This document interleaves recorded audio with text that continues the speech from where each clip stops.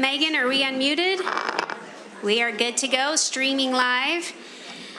Welcome, everybody. We're going to go ahead and call this meeting officially to order. Today is Tuesday, November 1st, 2022. Let's begin by, we're missing some board members. Where'd Terry go? Well, he'll come. We'll start with Clark. Terry. Rosecrest teachers said they wanted me to sit. Okay, you do you. Clark Nelson. Chris Wynn. Nicole McDermott. Connie Burgess. Julie Jackson. Rich Nye. Todd Hauer. Karen Winder and Terry Bodden. Terry. All right, we're going to start. Let's see. We have some introductions. We have from our GEA, Michelle. Who do you have with you tonight?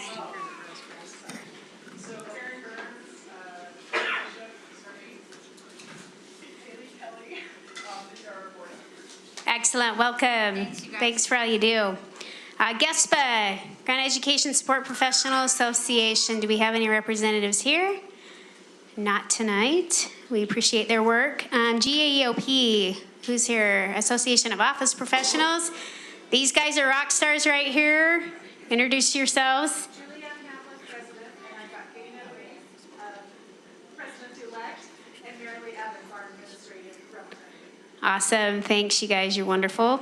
Foundation, Grant Education Foundation. Do we have any foundation members here? No. They do awesome work. Middle managers. Have any minute? Oh, hello. Sarah Timpson, school nurse. Lisa Lopez, physical therapist. Excellent. Thanks for being here and for all you do. And PTA. We have them here. I just talked to you.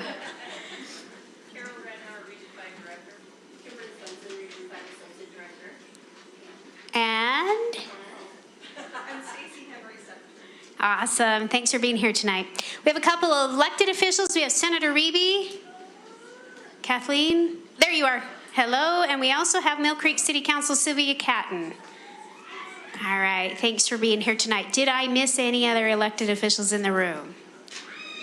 All right. Those are our introductions. We're going to go ahead and move on to our Pledge of Allegiance, which will be led by Ben Peters, who is principal at Howard Drigg Elementary. Everyone, please stand. Put your right hand over your heart, and we'll begin. I pledge allegiance to the flag of the United States of America and to the republic for which it stands, one nation, under God, indivisible, with liberty and justice for all. Thank you, everyone. Thank you. We're going to now turn the time over to Ben Horsley to introduce our reverence for this evening. Is Principal Michael Douglas here? Just double checking. I was not sure if he was going to be able to join us tonight. We're very pleased this evening to have our reverence be presented by our Cottonwood High Theater representatives. And prior to my introducing them, I'd like to excuse the board and administration to come off the stand so that we can allow them access to the podium for this presentation. We're going to be hearing a musical number from the Little Mermaid production by CC Capps and accompanied by Tate Curtis. So as you guys vacate, they will prepare themselves. Thank you for being here tonight.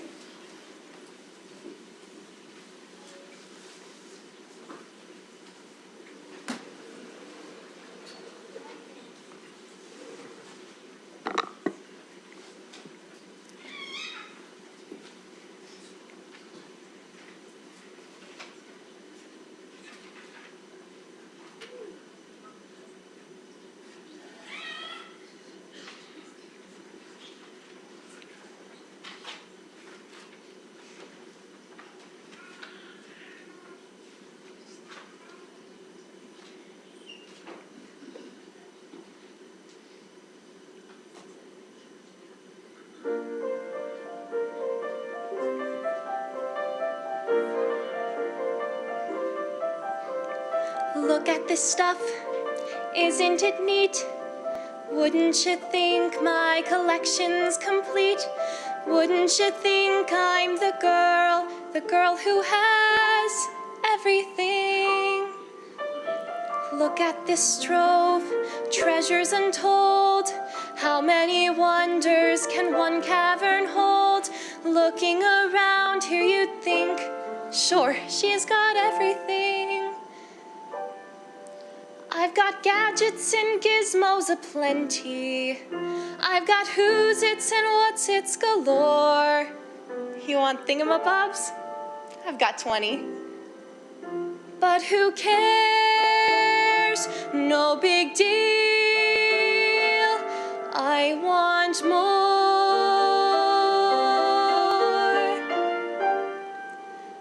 I wanna be where the people are. I wanna see 'em dancing, walking around on those, what do you call them? Oh, feet. Flipping your fins, you don't get too far. Legs are required for jumping, dancing, strolling along down the, what's that word again? Oh, street. Up where they walk, up where they run, up where they stay all day in the sun, wandering free.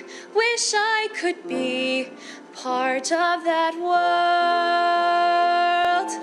What would I give if I could live out of these waters?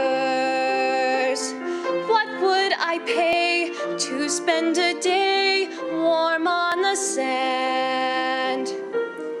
Betcha on land they understand, bet they don't reprimand their daughters. Bright young women, sick of swimming, ready to stand,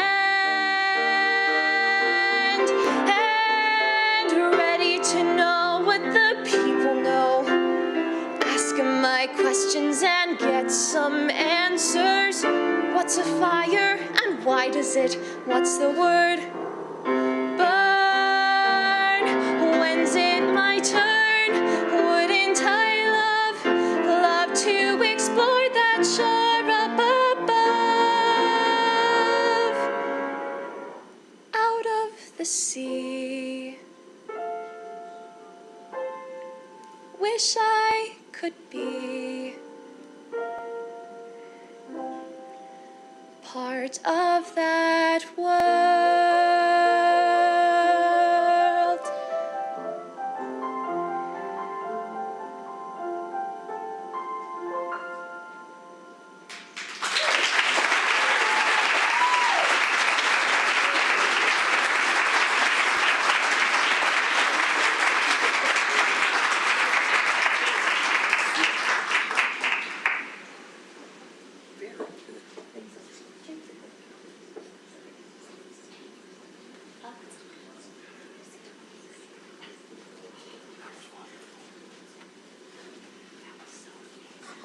While the board and administration make their way back up, how about another round of applause for Ceci and Tate?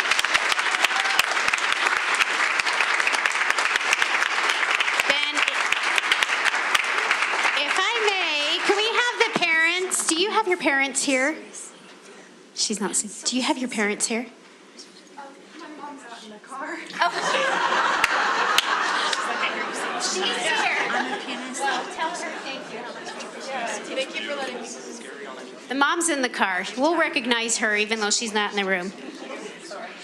That was so amazing. I thought a crab was going to walk in any second. That was just awesome. So another round of applause for these two.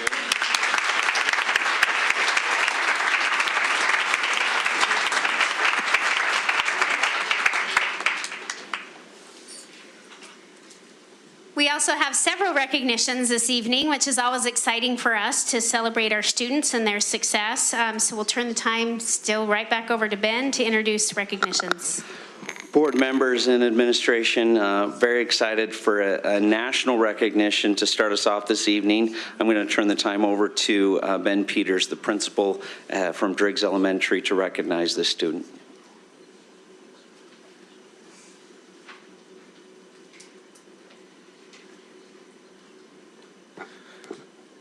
Thanks, board members. It is my pleasure to introduce Ella Hampshire. Ella was the National Smokey the Bear and Woodsy Owl poster contest winner. So a couple of years ago, as the Driggs principal, I was able to introduce another former student as the national winner, and it is so amazing to be able to come up here and do this again with you guys. I reached out to Ella's mom and dad and her teacher last year just to grab a few quick anecdotes about Ella. This is from her mom. Ella loves art and has enjoyed participating in the Smokey Bear and Woodsy Owl poster contest for several years while she was at Driggs. She wanted to create something special for her last opportunity to enter the contest, so she drew a lush green forest and added just a little bit of fire to warn that fires are a threat to these beautiful forests. And she put the word "can" on Smokey's shovel to emphasize that wildfires can be prevented, and we have a personal responsibility to do our part. Ella's teacher last year, Mrs. Day, wrote a quick note. She had another family commitment tonight, but she wanted me to read this. What can I say about Ella? She is the type of student that every teacher wants in their class. She is bright and works hard every day. In class, I never had to tell her to do something twice, and she always did her best. Her work ethic and personality make her one of a kind. Whenever we would draw in class, her drawings were always the best. I knew early in the school year that she has the ability to be a great artist. I give my students the opportunity to work on their Woodsy Owl and Smokey Bear posters with some class time. Most of the students finished in class, but not Ella. She took the extra time at home to make her poster amazing. When she turned in her poster, I knew it was a winner. Ella, you're a sweet girl with all of the potential to be great in whatever you do in life. Thank you for being such a great student in my class last year. Students like you make teaching so fun. Love, Mrs. Day. So, Ella, come on up with your poster and your family.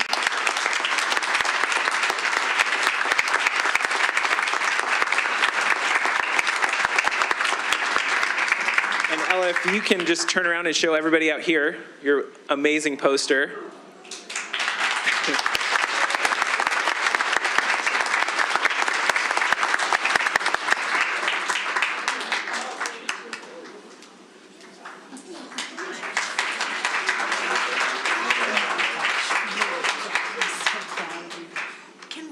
Can you turn that so the board can see it? Congratulations. Congratulations. Good job. Well done.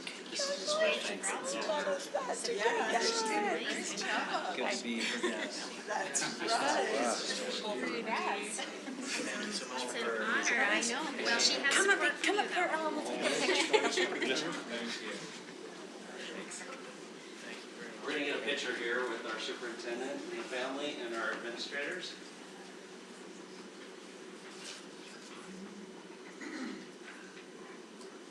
All right, squeeze in. 1, 2, 3. Thank you again. Another round of applause.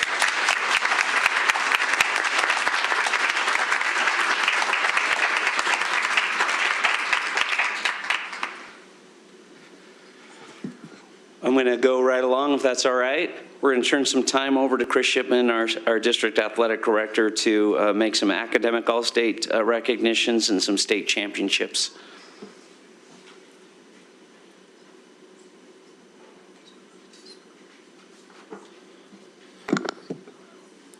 Members of the board, Grant administration, thank you for taking time to recognize our our student athletes at this meeting. Just a quick recap of our fall. We had 3 state championship teams, 5 region championships. In our junior high world, junior high soccer wrapped up yesterday, and Olympus girls won the district championship, and the boys from Matheson won that district championship yesterday. So they started off Halloween on a good note. We'll start with the 2 state championships that we have here tonight. The first one is our Skyline Boys Golf, and Principal Nurden is here to introduce them.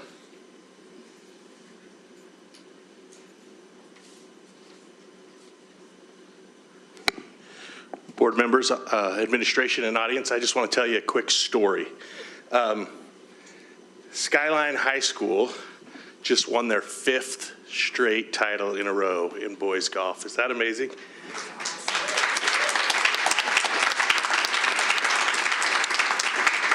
That state championship did not happen in a moment. In fact, halfway through the season, they took 5th place in a tournament.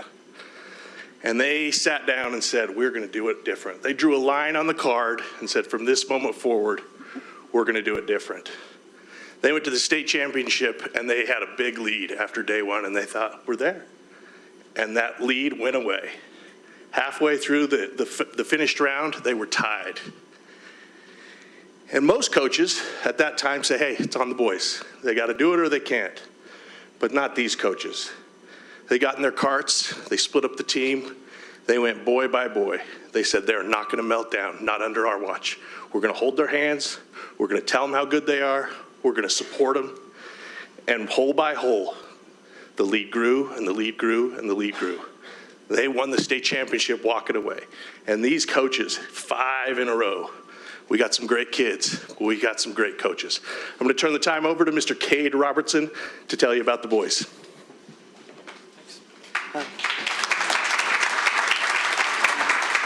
Thank you for the opportunity. Just real quickly, our boys have been phenomenal over the last 5 years. To think that it's the team that won the state championship this year does not have an original member from the original team that won 5 years ago. We have boys playing in college now at BYU and Cal. Won the freshman Pac-12 Player of the Year last year, so we're really proud of that.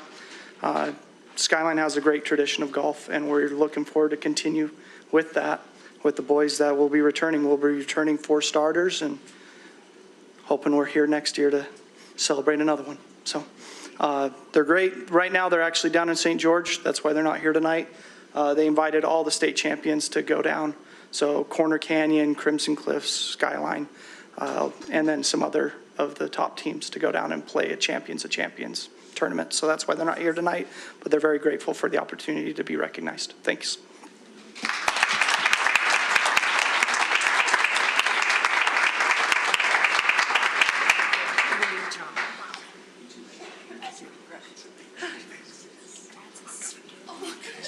I was standing over here with the Olympus High principal, and she told me, I don't want them to stand here next year. We're going to take that title from them.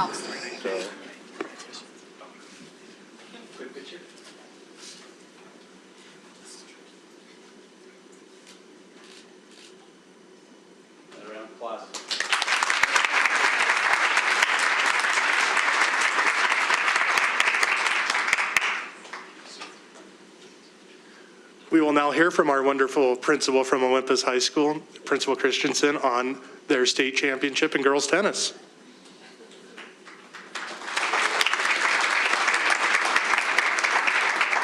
Okay, well, can I have my dominating girls tennis team come on up? They're just here on the back row. So if you guys want to all come up, and our wonderful coaches.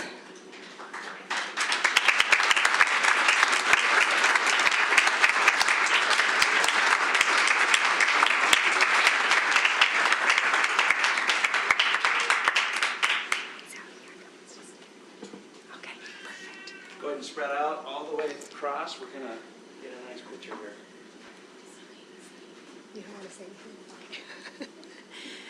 So this team has been amazing and incredible to watch this year. They seriously have dominated since they started in August, was their first tournament. And so they've taught me a lot between the difference between a match, a set, a game, a tournament. And every time I asked them something, they were probably like, what in the world are it's match or it's set, and so they were wonderful because they taught me a lot. But these girls dominated from the very beginning. When they went to a tournament down in St. George, now Skyridge High School took state in 6A, and they've taken state in 6A for 3 years in a row, and these girls went down to a tournament with them down in St. George and just dominated the whole entire thing.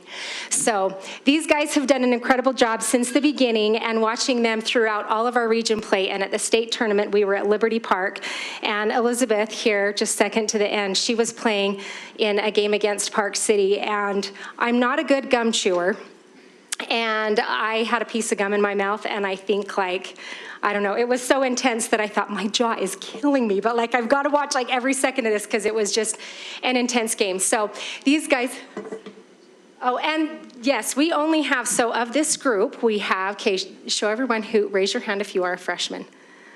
We have 4 freshmen. And, okay, sophomore.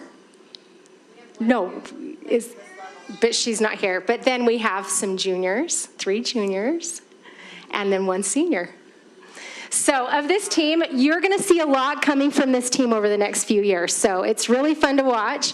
And then the other thing is just as they took state, they are not only fierce and dominating and smart, but they are kind and gentle, and you should see them work together with their team. They are so close as a team, and it's just fun to see them cheer each other on. And their teammates who aren't up here with them that they've worked with through the year, it's amazing to watch them throughout all that they do. So we love our tennis team, and we are so proud of them, and so congratulations, Olympus Women's Tennis.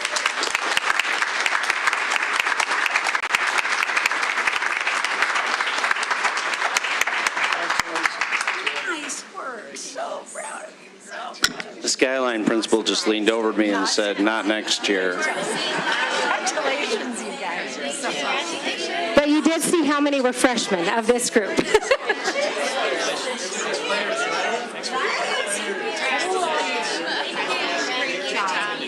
so glad that you That's so nice of you, Kristen. Congrats. Thanks for listening. Good job. Thanks for coming tonight. Thank you. Congratulations. Coaches, a couple of you back up and squeeze together here. Yeah, that's good. That's good. None of the adults can squeeze in the back. Better get that.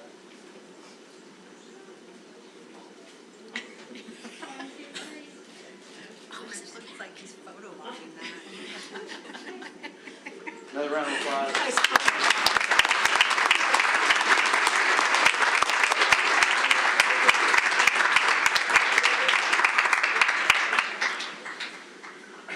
We also have 25 student athletes that earned academic AllState this fall. Earning academic AllState requires years of dedication. Chris, I'm going to interrupt you real quick. Sorry to be You're mean. good. We need to recognize the parents of this tennis team. If they're in the audience, do you Yes, have we any do. parents here? Awesome.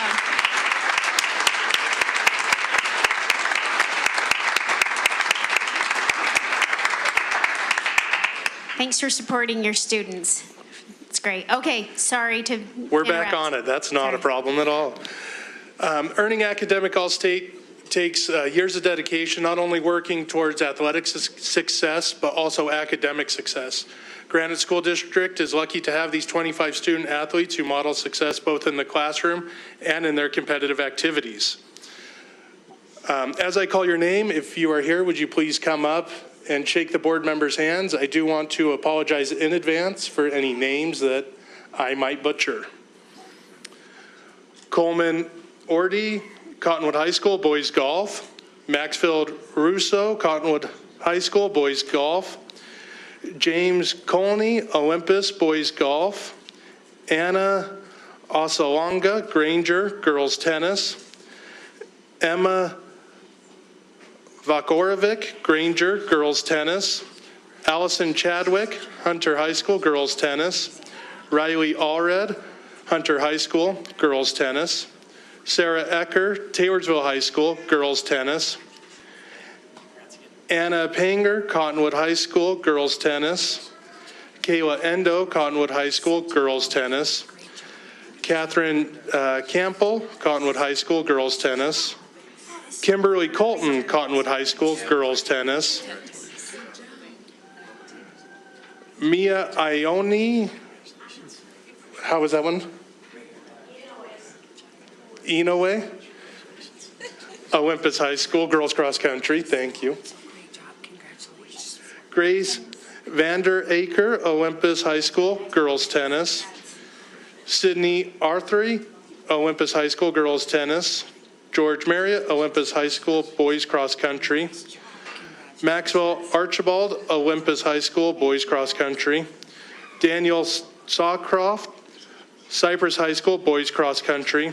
Aaron Jowls, Hunter High School, boys cross country. Brendan Christensen, Taylorsville High School, boys cross country. Garrett Cousins, Granger High School, football. Charles Sherwood, Olympus High School football, and Jack Richards, Olympus High School football. Give them a round of applause.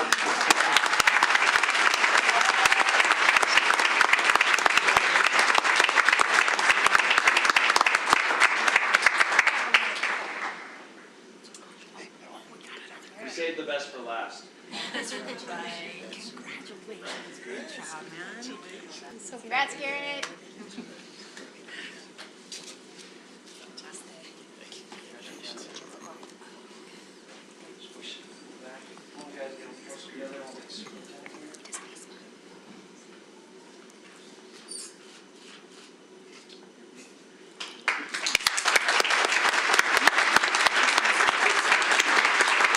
I've got stuff for you guys right out here.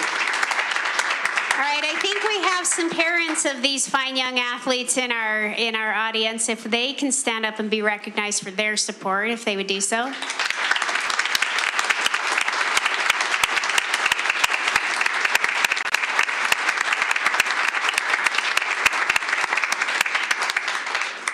Thanks so much, athletes, for representing us so well. Back to Ben. That's fun, and it's pleased to recognize these academic AllState and bringing a distinguished reputation to our athletic programs with their academic prowess. We'd like to continue at that trend and discuss and celebrate some of our high-growth elementary schools. So I'm going to turn the time over to Dr. Joan Bramble to introduce those recognitions.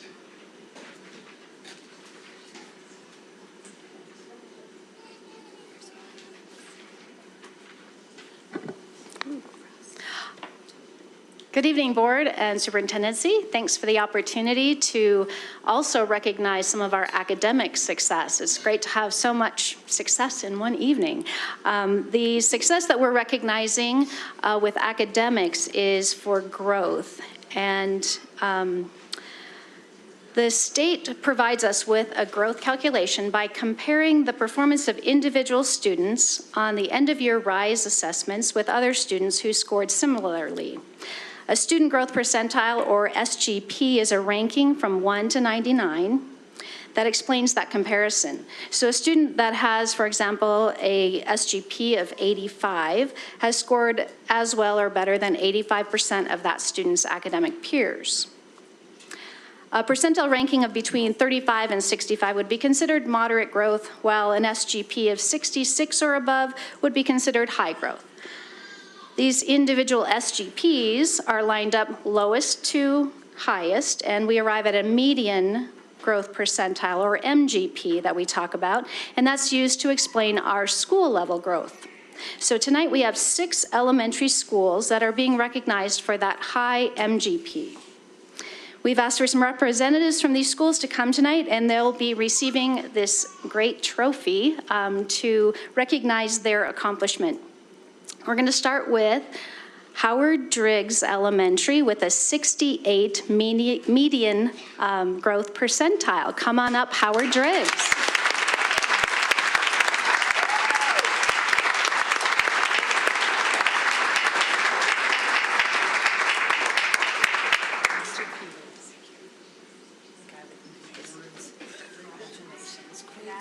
Will you be sure to pass that on to the teachers and staff?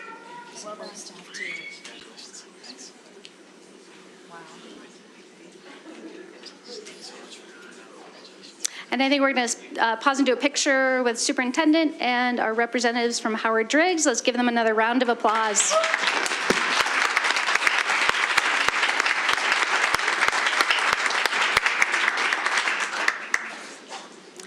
Congratulations. Our next school is Robert Frost Elementary. They were at 69 for an MGP. These are last year's 2022 scores. So Robert Frost Elementary, come on up.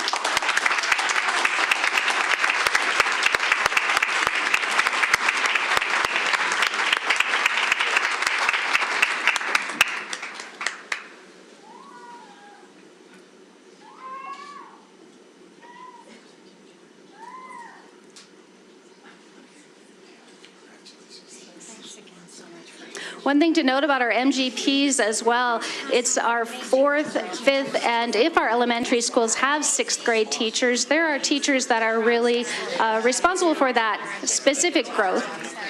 So they probably are representing their schools here as 4th, 5th, and 6th grade teachers. She wants you to kiss her. She's like.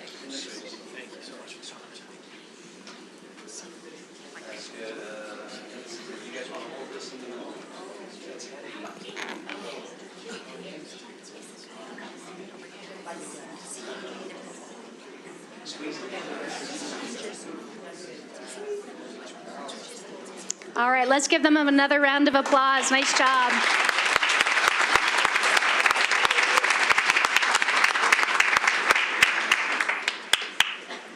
And next, we're going to be recognizing William Penn Elementary with 71 as an MGP.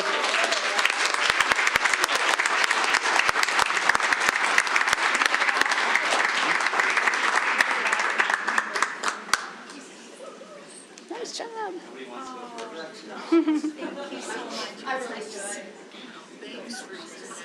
Thank you so much. Congrats. Congratulations.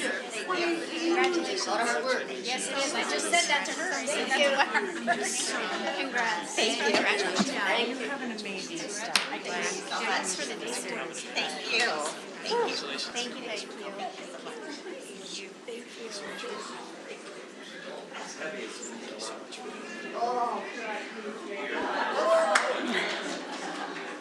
All right, let's give them another round of applause while we pause for a picture.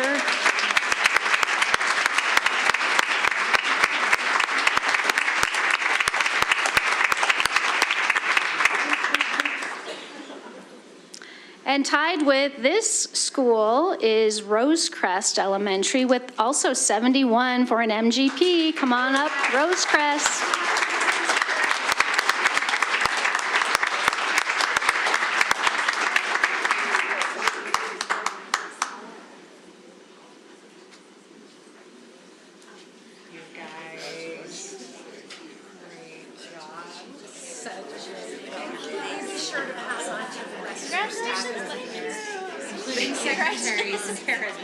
Yes, thank you.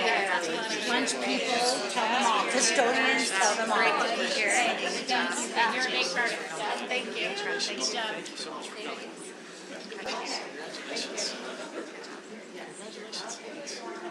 Where's she going? Everybody's screwing where I'm trying to send her.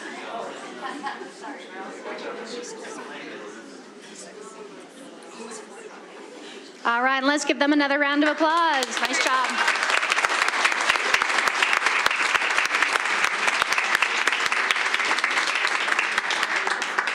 And our next highest school was Eastwood Elementary with 73. That's impressive for their MGP. Come on up, Eastwood.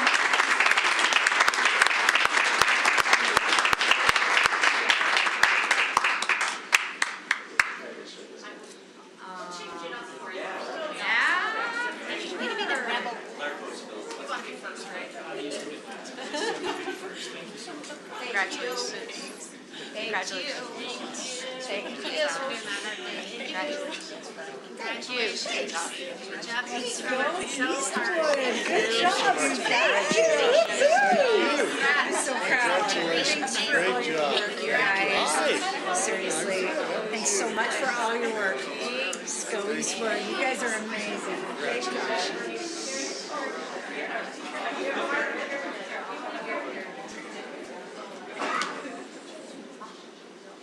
And another round of applause, Eastwood Elementary.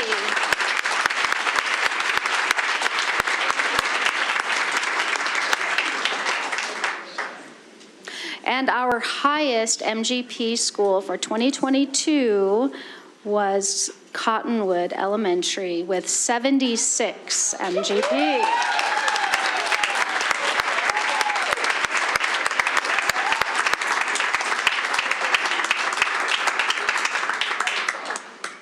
This trophy's heavy. Come on down already. Congratulations. No, you are a huge part of it, and you know it. This is the secretary. Congratulations. And this is the other secretary. The office secretary. So we just have to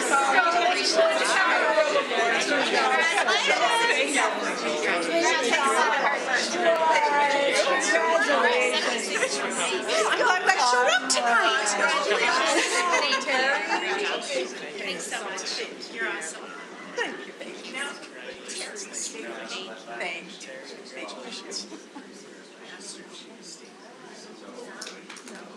Yeah, by the way, these are traveling trophies, right, Ben? Another round of applause for Cottonwood Elementary.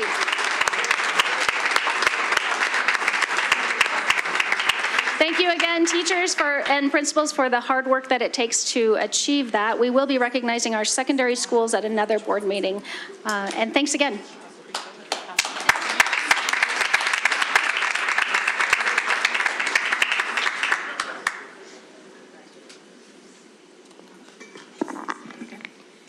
All right, that completes our recognitions. Thank you, everyone, for being here to be recognized. We pass along our sincere gratitude. Anything in the 60s and 70s above is just an absolute tremendous amount of work and commitment daily from our teachers and principals and secretaries and every person in that building that contributes to that school. All right, Granite elected official participation time. Do we have anyone wanting to speak now? No, okay. On to patron participation time. We don't have anybody signed up for this. Now, we do have a public hearing later regarding our population analysis committee study. And so for those who wish to speak at the public hearing, there is a sign up out in this hallway out here. If you would, if you haven't signed up and want to speak, if you just kind of step out and speak up, I'll also remind people here in a little bit, but that is coming. We have not forgotten about it, but we're going to put that together with our agenda item once we're to the PAC recommendation. But for now, we'll move on to the consent agenda item. Board members have had this to review for several days now. And with that, I will entertain a motion. I move that we approve the consent agenda. I'll second it. We have a motion and a second on the table to approve the items on the consent agenda. Any further discussion or questions, concerns from the board? All in favor say aye. Aye. Any opposed? Motion carries unanimously. All right, that moves us to our single but important information item before we get to our action items, and that's our student enrollment report given to us by Steve Hogan, Director of Planning and Boundaries. Yes. Did I get that right? Perfect. Okay. I'm going to give this just a second to make sure it catches up.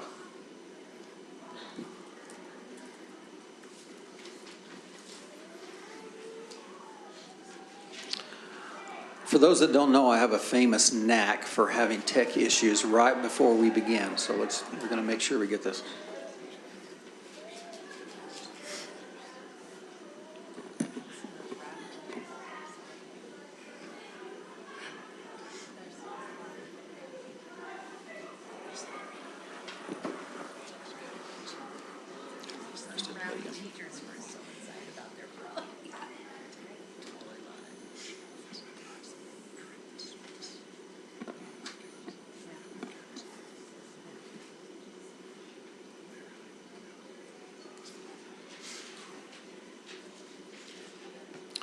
If it's okay, I'm going to go ahead and begin and give a little intro as Ben gets this going. So, again, board president, board, superintendent, superintendency, patrons, everyone else joining us. My name is Steve Hogan, and thanks, Don.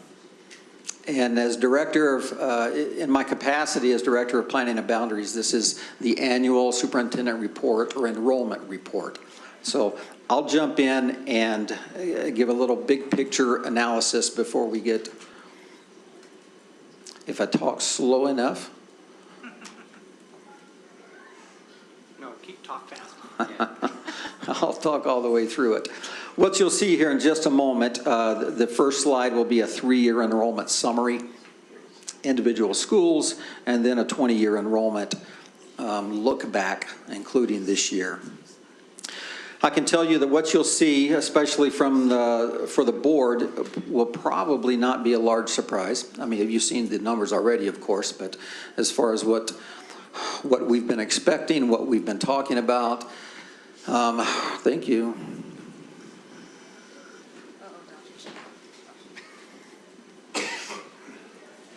There we go. Thank you. 3-year enrollment summary. This is simply, for the most part, our K-12 enrollment. We do have a line there for alternative students, alternative schools. This does not, by the way, include our preschool students. Some people ask that, even though they have an ID number, this does not include preschool. This is generally K-12. I think this is a good, rather good timing tonight because it weaves in quite nicely with the bigger picture of some other things that we're talking about in the next segment. So 3 enrollment, you can see here simply that our totals this year are at, glasses, 58,960. Last year, October 1, again, just as a reminder, these are October 1 numbers.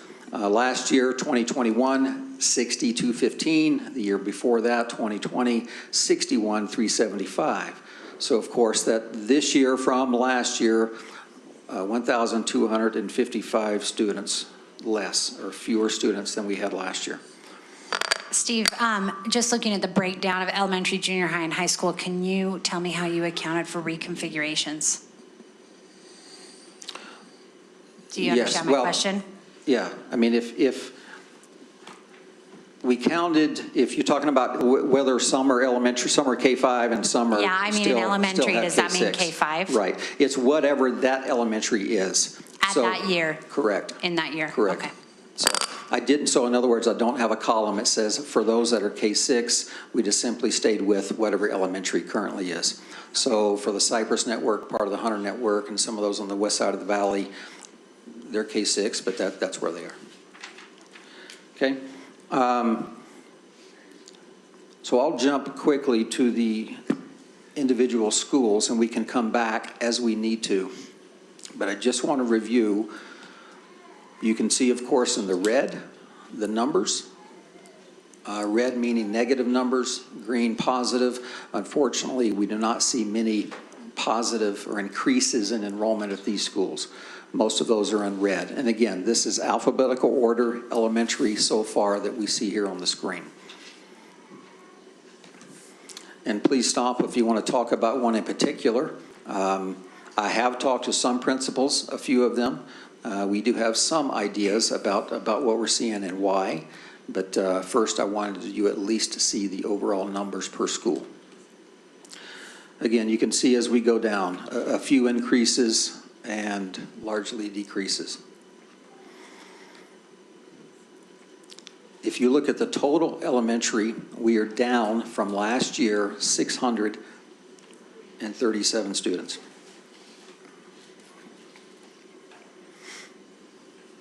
We had one that was zeroed out. Excuse me. At Western Hills.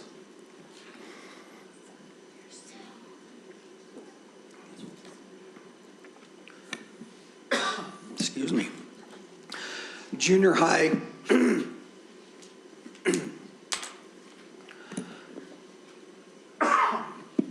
So sorry. Do you have a water bottle, Steve? We got to keep you breathing. Familiar with these numbers, so I'm going to keep running through them, and feel free to stop us if necessary. You can see the variance there in junior high, and then our senior high enrollment, where we're seeing a slight bump. If you look at our 20-year enrollment tallies, we're obviously on the decline, and as you're aware, we're in the middle of some population analysis studies to address these ongoing concerns. You ready? We're going to give it a try. Sorry, I've been struggling with this all day, losing the voice. Why are we seeing what we're seeing? Again, for the board, I don't think these are, many of these are a surprise. One example, charter schools. We know charter schools are having an impact in our district. On the west side, where we have most of our residential growth, where we expected to see some increases in schools, particularly our elementary schools, but all of them, some slight increases, we saw mostly decreases in the elementaries this past year. One of those things that I can directly attribute that to is the new charter school. We have Wallace Stegner Academy that began in West Valley. In my conversations, I reached out and talked to them a little bit. They have a goal of having 800 students. They are in the 600 range right now. They will, my best projection or guesstimate at this point is of those 600, probably 500 are our students, our Granite District students, and that's in the last year.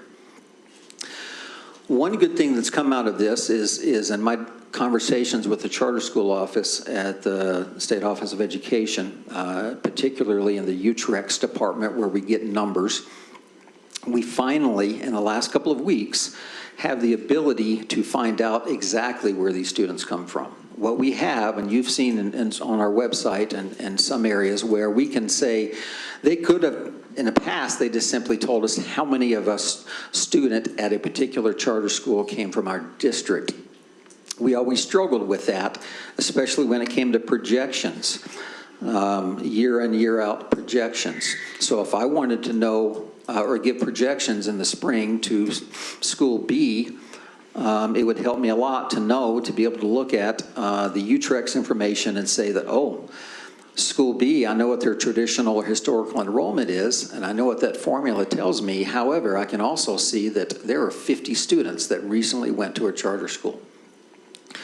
So long story short, they were able to, in the next couple of weeks, give us the data for the actual addresses so we can tell exactly where in our district they are coming from.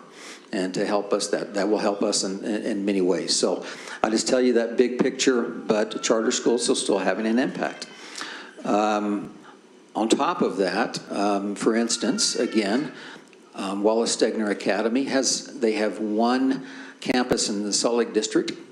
The one I'm referring to in our district is in West Valley, and there is currently, they are applying for another school. We are not sure if that's going to be in our district boundary or Salt Lake's. We believe ours. Just a couple of examples of why some of these are getting harder and harder to predict. But again, the good news is I think we have some better help from UTREX in doing that. The other things that we know about is we've talked about for several years now. We are still a maturing district where we are aging out students, generally speaking. We have the economy and real estate issues, one way or the other. Those trends are difficult to track, but we do understand in my conversations with some of my counterparts in other districts along the Wasatch Front, even those that have much more growth than we do, they are still having a hard time pinpointing the comings and goings of students. We have what we would consider the COVID non-returners still. You can see the chart. You can see the precipitous drop in 2020 during COVID, or that fall, where it was significant, and yet we are still trending down. We have homeschool numbers that have increased. Understand that the only way we can track students that are homeschool is if they follow the procedure, and that is getting an affidavit to bring in and show us, what their intentions are. Some people don't do that. They just don't return. So there are those and several other factors that make it, again, a little difficult to predict. Yet, on top of all of this, what we've said for the last 3 to 4 years, and especially since we've had Davis Demographics give us their take on things, is that these projections are not really a surprise. In fact, Davis suggested, and we still see this and think this will be the case, with our numbers at over 58,000, Davis estimated that we would probably level out in that 57,000 range. Okay, and that would be over the next couple of years. We will see, keeping in mind that all Davis predicts is really boundary students. They can't predict opening of charter schools and homeschools and real estate and the economy and all those other factors that are real. But those are some of the big picture challenges and issues that we have. You will notice that the high school, by the way, not junior high is down also, but the high school has actually slightly increased. A couple of reasons for that. One of the biggest is, back to charter schools, most charter schools are K through 8. When they leave and graduate or leave those schools, they typically will come back to us in the high school for the programs, the sports, or different things that the high schools offer in a comprehensive high school. So we do get a lot of those back, and we see that natural bump. So we know that exists. But we do anticipate, as these cohorts come through, if we follow that from 1st through 8th grade and they're lower, we anticipate that our high schools will eventually become lower also. But again, we have to balance that out with how many come back from charter schools. And homeschool. We see a lot of homeschoolers come back or participate partially in those high school years. So that's big picture data, and it also gives us some totals, but again, I think it ties in nicely, unfortunately, with some of our further discussions tonight regarding our boundary study.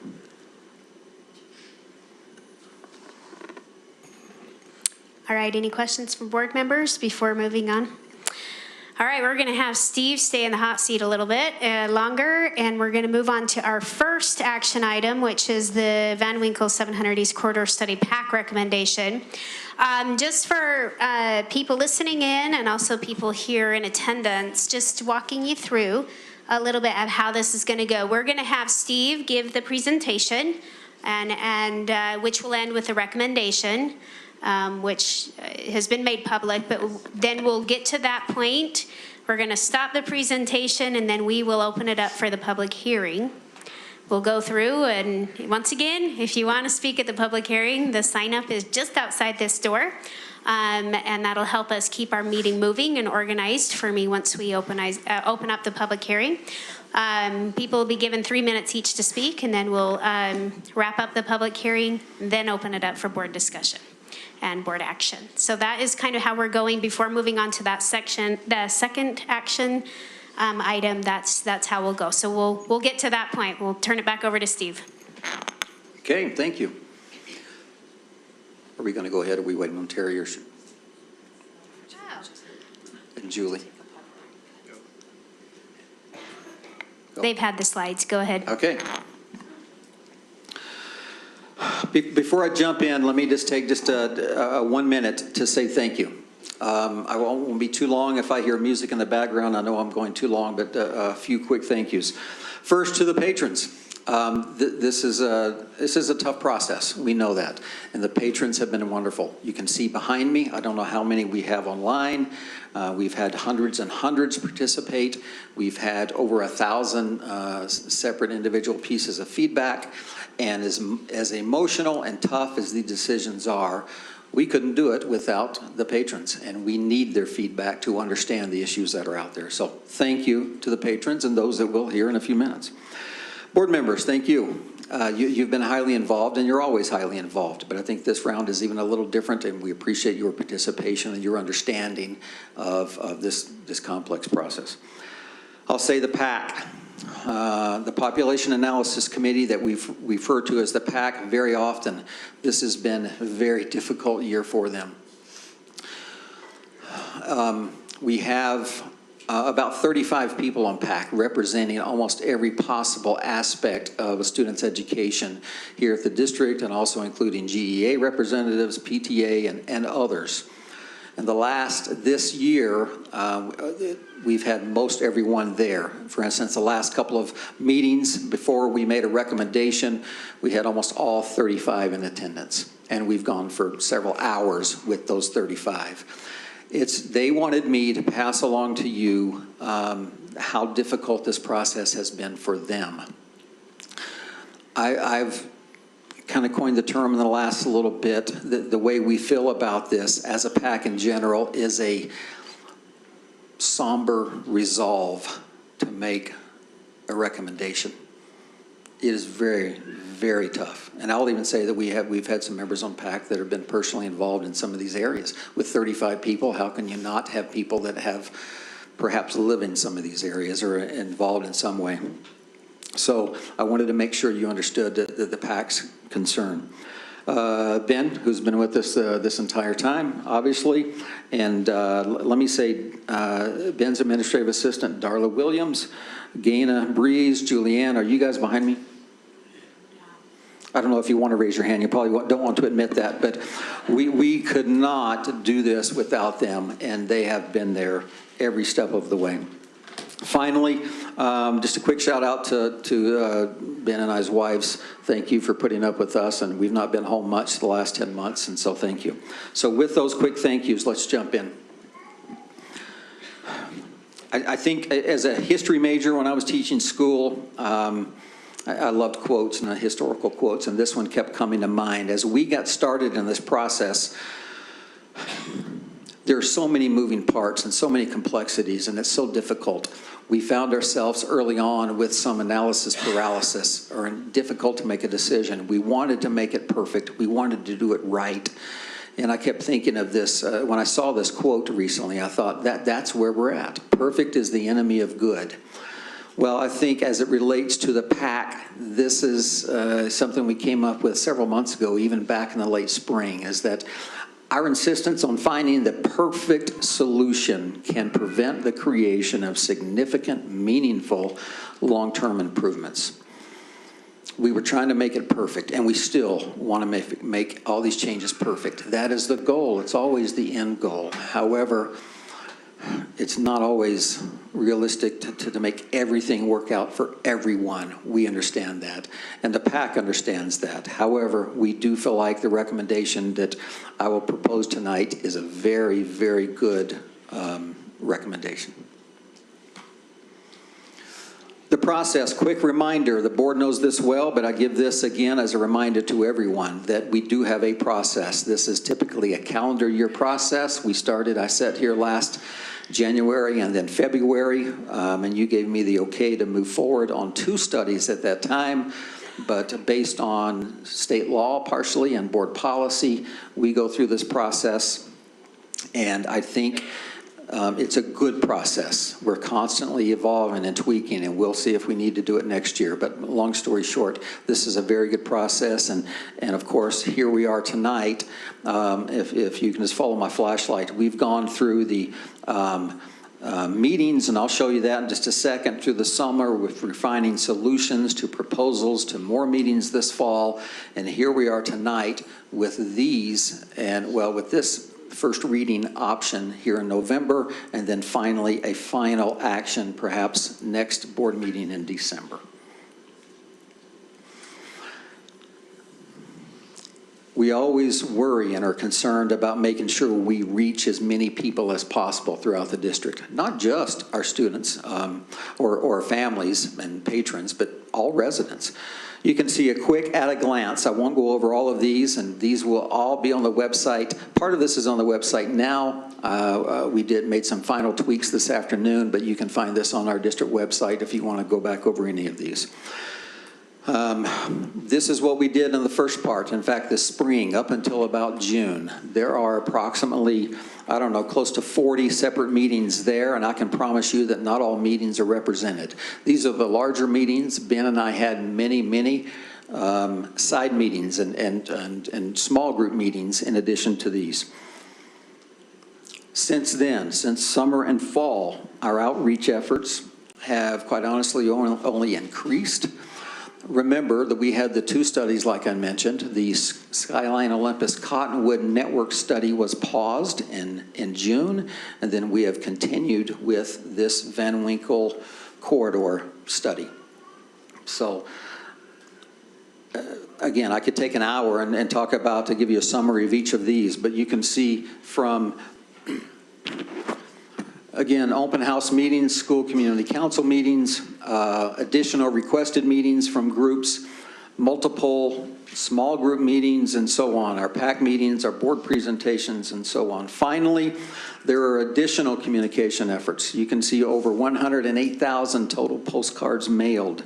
Again, we made mailings not just to our Granite District student families, but to all residents within these areas. It's important for them also. Texts and emails, over almost 50,000 of those, other communications from the schools directly, from newsletters to emails to Blackboard and other areas. And yet, I'm sure, as in any process, some people will feel like they haven't heard about it enough, at all or enough. I get that. I just wish there was a way to knock on every door and have everybody understand everything. But I think we've made a very, very good faith effort to reach out to as many as possible. This is the map quickly. I just want to show you this to understand. Again, for those that don't know, I'll just stand just a brief second. The Van Winkle 700 East corridor. We call it a corridor. It doesn't mean that if your boundary touches Van Winkle, it's the only schools we're looking at. There are 9 main schools in this study. This is largely the Cottonwood network, but not only. Then there are some other periphery schools, and I'll show you that. But the red line represents Van Winkle, which turns into 7th East, and is simply a name. Please don't get too caught up on the name if it, hey, we don't live right off of Van Winkle. That's great, but it's just a name to identify the study, okay? So of these, remember the goal of the study. To create elementary schools with the optimal enrollment, and that we have referred to for many months now as 3 teachers per grade level, or an average of about 550 students per school that will best serve our students and families. We've talked about small school concerns. I don't have those slides. I'll go over with them anytime anybody wants to, but we know and feel confident that that our schools, if we can get our elementary schools at that 3 teachers per grade level, that's approximately 550 students per school, that will best serve our students. So with that being the goal, and keeping in mind that in that area that I just showed you on the map, we have approximately 3,300 students, give or take 100 or so, depending on the day. If you just simply do simple math and divide that by the current 9 schools, that gives us an average of 366. If one school were closed, that would give us an average of 412. 2 schools, an average of 471. And finally, if you close 3 schools or have 6 remaining, of those 9 that were considered for closure, that brings us, coincidentally, right at the goal, enrollment goal. I'll just tell you that when we first started this, a lot on the PAC thought we might be at the 2 school level, but we realized quickly after trying all sorts of different things that 3 schools were the reality for us, unfortunately. I won't spend much time on this map unless the board wants to, but this is simply the 3A. Remember, there were 5 schools. And all 3 of 3A, 3B, and 3C, Twin Peaks and Spring Lane, were in all of those options. The difference in 3A, B, and C is the 3rd school involved. 3A had the option of closing Moss. 3B had the option of closing Lincoln. And 3C, as I'll show you, has the option of closing Mill Creek. Okay? Again, I'm not telling most everyone here something they don't already know. We've publicized this recommendation. I'm going to go back.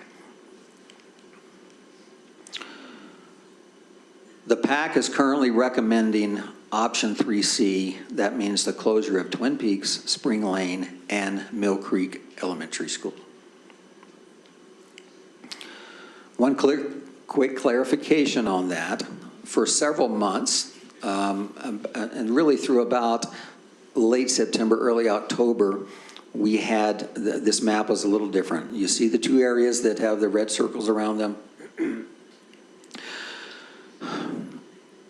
This is what it looks like now, but let me go, sorry. In the top circle, I'll highlight that. This area here was changed recently, and I'll show you on a different map. There are approximately 25 students that live here that are currently boundary to Walker Elementary School. This is I-15, this is 33rd South. Again, approximately 25 students that live there. We have changed that to make the recommendation now that these students would be boundaried to Wilson Elementary. The other change on this map, since some other people have seen it, is this area on the bottom that is currently and has been for a long time. This is Van Winkle. West of that is Oakwood boundary. Early on, we suggested moving this area to become part of Woodstock Elementary. But long story short, after looking at some more data and looking at the numbers, we believe it's best just to leave that. Do not make a change there. Leave those students in the Oakwood boundary. Oakwood has there's more capacity, more school there, and with the numbers, a little increase in the ALC program at Woodstock, we believe it's best that we just simply not make that change. Okay? Steve, could you provide a little bit more color on the yellow circle, like you did for the Oakwood and Woodstock circle? So, back up here. Yeah, what was the rationale for those 25 students? More growth in this area, and I'll go over this area in just a second, but this is area here. Some of you know as we visited recently the Bud Bailey apartment complex there, but just south of that, we know there's going to be more development. And so we thought Wilson could use a few more students. Walker will get more students simply through residential development. We had looked at this several years ago.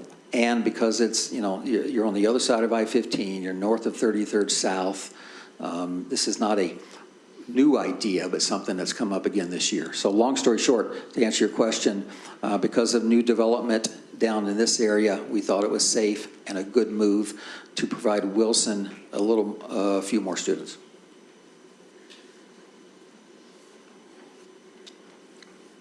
I'll keep going and board unless someone wants me to stop. So if you look at the map this way, this is what it looks like. Again, that area hatched blue with the arrow going to Wilson.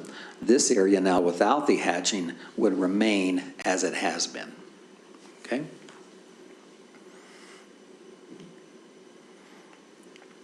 Why option 3C? I'll tell you that these, I should say, include but are not limited to. These are some of the main points we discussed in PAC and in the communities recently, so I wanted to go over just a few of these. And I'll go back to the map several times or as often as we need to. But just simply, it provides the most balanced enrollment, the fewest transportation concerns, school facility, property comparisons and programming, and I'll describe what that means, demographics, and boundaried students. So let's quickly go through those.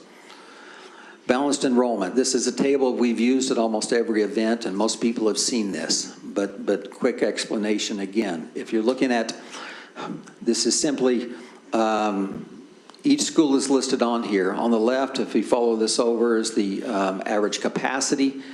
We have the FCI, or Facility Condition Index, that gives you an idea, pretty close, of what the condition of the building itself is. We have school start times on there. We have programs at those schools that we had to consider oftentimes. The schools themselves with the current enrollment, which has been updated for the fall. And then on the right side, you can see, so green numbers are 500 and above.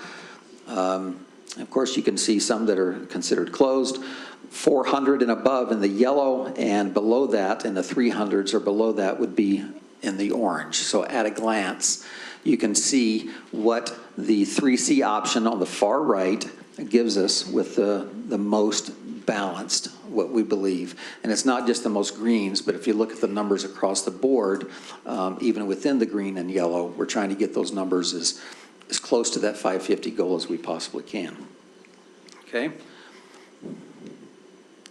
Secondly, transportation concerns. Now, at the bottom, if you look, it's not large, but I do want to highlight it for a second. If we look at this area down here, net impact on busing. This is very important. We worked with the transportation department very closely, and in 3A, we have adding at least 1 to 2 buses, and that's the closed Moss option. 3B, closed Lincoln option, that adds a minimum of 6 buses. 3C, 0, but we thought 0, but we thought we'd go ahead and put 1 at least, just to under-promise and over-deliver in that area. So 6 is a large number. And there are other factors here, obviously. This is one of many, but transportation issues and having students on the bus, more students on the bus longer, is a concern for the PAC. School facility and property comparisons. Now let me explain this just for a second. I talked briefly a second about the FCI, or Facility Condition Index. Most of these schools, except for one outlier, and that's Spring Lane, are in the same range. They're, they're in that 30, we got 30, 29, 25, and 31. Remember, 1 being worst, we have, I think, 64 elementary schools. The lower the number, so if you were number 1 up there, then you should be rebuilt soon. If you're 64, and Walker is 64, they're the newest school, they would be in our best facility. So we looked at more than that, and needed to be more than that, and more than just the building itself, okay? Then we look at the year opened. That really didn't mean much, although I wanted to give people comparisons for the year opened. You can see a range of some of these. One is 1965 and the other was 55, yet their FCI is similar. A lot goes into that, how the building was built 50, 60 years ago, what materials were used, how has it been maintained in the meantime. All of those things have an impact on the FCI. Can I just say something with respect to that? I think it's important for everybody to understand that, and we had Don Adams, our assistant superintendent over our facilities, could probably explain this a little bit better, but the difference between 25 Moss and 31 Twin Peaks, what would you say, Don? Significant? Once we kind of get to, go ahead. No, it's maybe the mechanical system performs at a slightly higher level and might have 2 more years worth of life than something else. It's quite de minimis when it's taken in its aggregate. Thank you. I'll go on to acreage. And again, we're comparing properties here. The acreage, you might think, what's the big deal about acreage? But we're trying to think for the future. So in this case, we really kind of honed in initially on Lincoln, thinking, okay, if you look at Lincoln and they are a large building, understanding, realizing that it used to be a junior high school. We know that, but it's currently an elementary. And that's why it's so much larger than the others. Also, we realize that there are other programs housed there currently.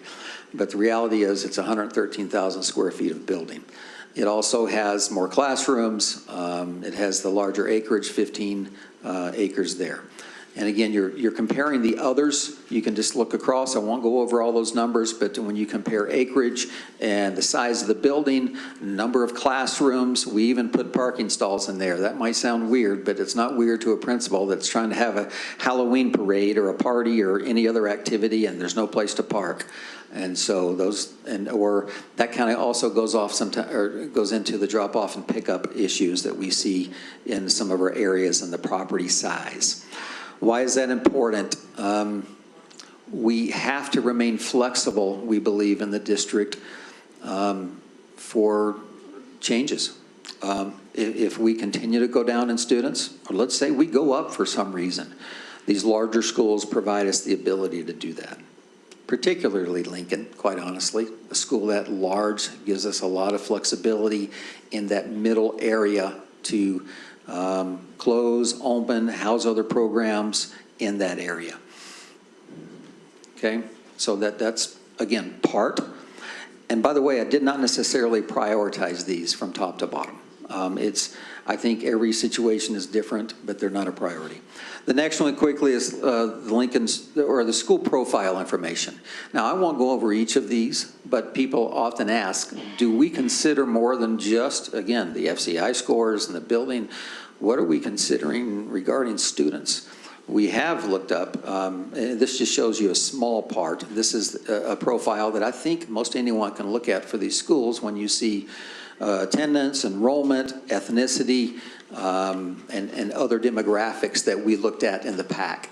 So the PAC, of course, the PAC not only looked at this, but we have members on the PAC that represent all of these areas. that helped us understand the impact on certain demographics and populations in our district. I simply put these on here as an illustration to help you understand that we know, we recognize what some of those demographic challenges are in different communities and within these schools. We have not forgotten. In fact, it's very much part of the conversation. That is listed for each school. Just enhance that statement to say that we're obviously trying to watch for special populations, whether it be special education or at-risk populations, high poverty, or our minority populations, certainly a significant consideration for the population analysis committee. Steve, just so I understand, these numbers on the left are the grade? Correct, correct. That's how many kids in each grade in that school? Okay. Correct.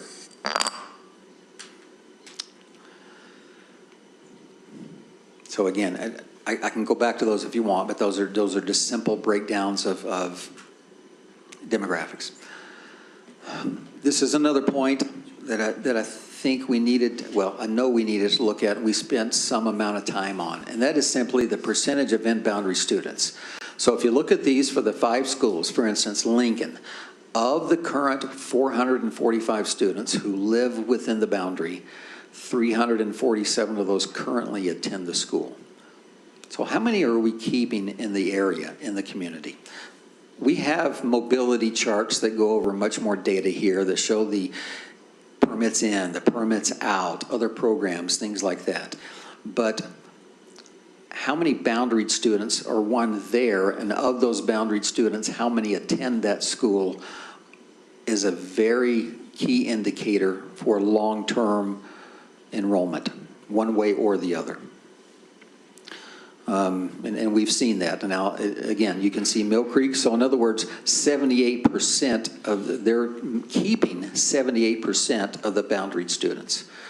Mill Creek keeping 48%. Moss, 90% of the boundaried students. Spring Lane, 51. Twin Peaks, 51. It gives us an idea of how many are remaining. How are they staying? Are they staying in their neighborhood? One thing we try to analyze too is I would point out that these 3, Mill Creek, Spring Lane, and Twin Peaks, have the highest amount of permit out in the entire district. And so one of the questions we're trying to analyze as part of this recommendation is why that is in fact the case, and where are these students going and attending.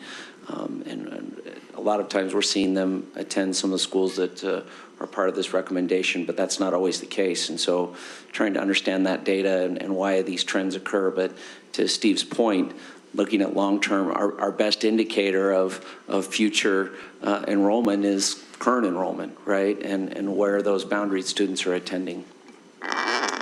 Now, yes, we could, and I will in a moment, talk about programs at these schools, and I'll give you one quick example since Mill Creek is on the list.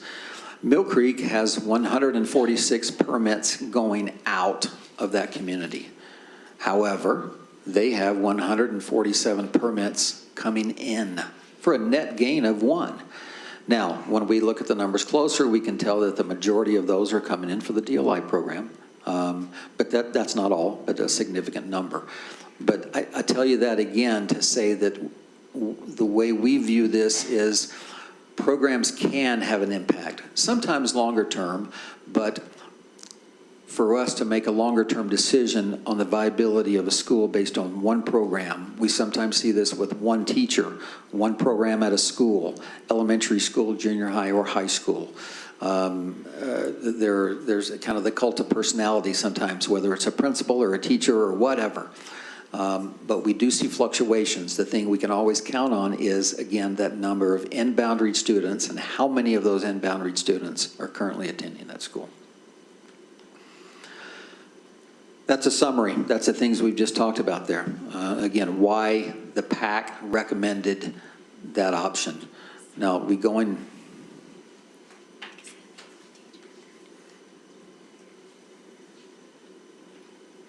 I'll just simply go to the map. Let me know if you have any questions as we proceed.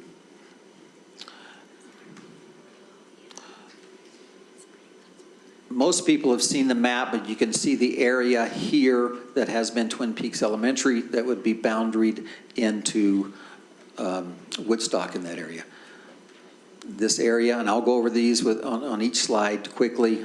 This is just a quick summary. Spring Lane, again, boundaried mostly into Oakwood. We have a part of what's been Driggs. This would be the new Moss boundary. This part of Moss currently would be going to Walker. This area that we discussed going up to Wilson. And of course, Mill Creek. Part of this area just above Highland, there are about 40 to 45 students in that area, but only about 15 do not already attend Penn or one of the other schools. So we're going to go ahead and propose that we boundary that to Penn, and that would add about 15 boundary students. And then up here, this is Brickyard Plaza. There's a small little piece there. We're going to go ahead and recommend to move to Rosecrest. There, on any given year, 1 to 2 students in that area. And above 33rd South here, most of that, or all of that, and this part of Lincoln would go to Wilson.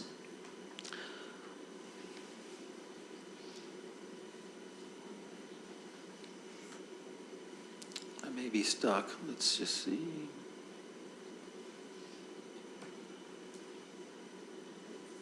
There we go.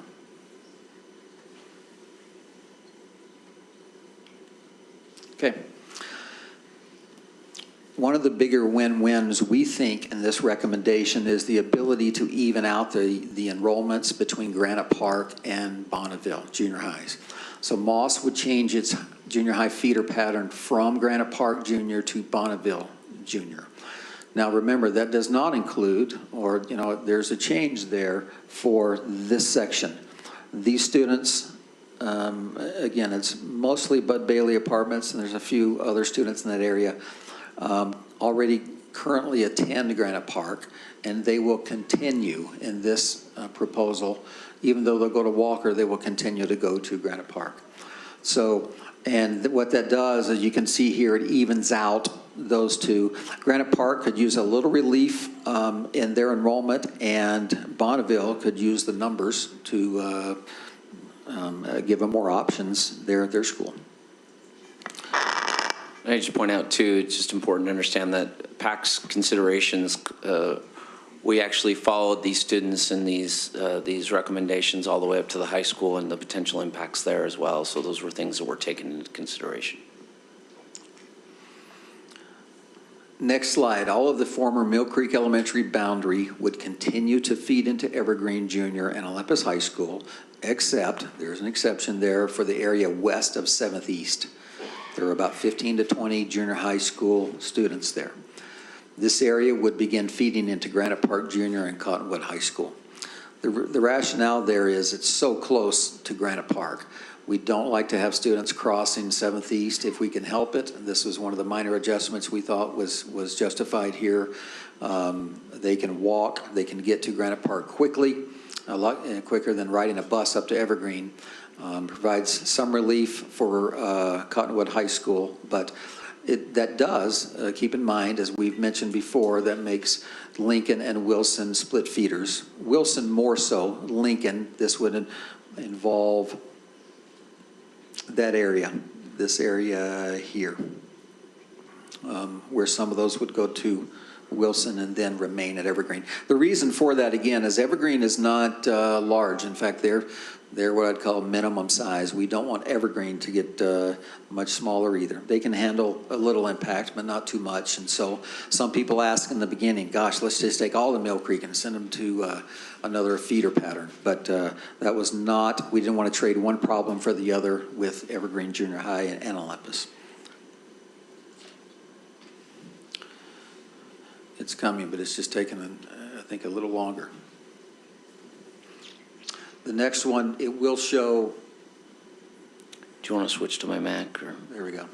Maybe it's a surface issue.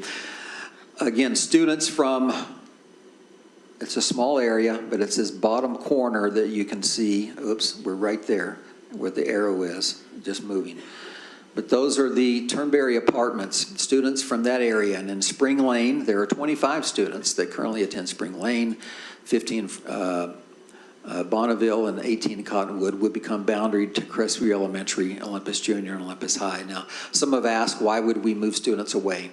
Most of the students in this apartment complex already choose to attend Crestview, Olympus, and Olympus High.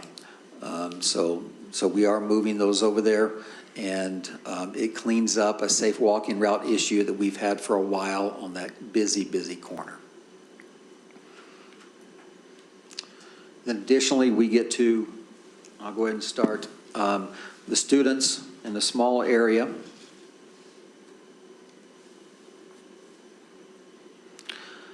Students from Driggs, there are 4 elementary Driggs students, 3 of the junior high and 4 from the high school that would become boundaried to Oakwood, Bonneville, and Cottonwood. Again, small area.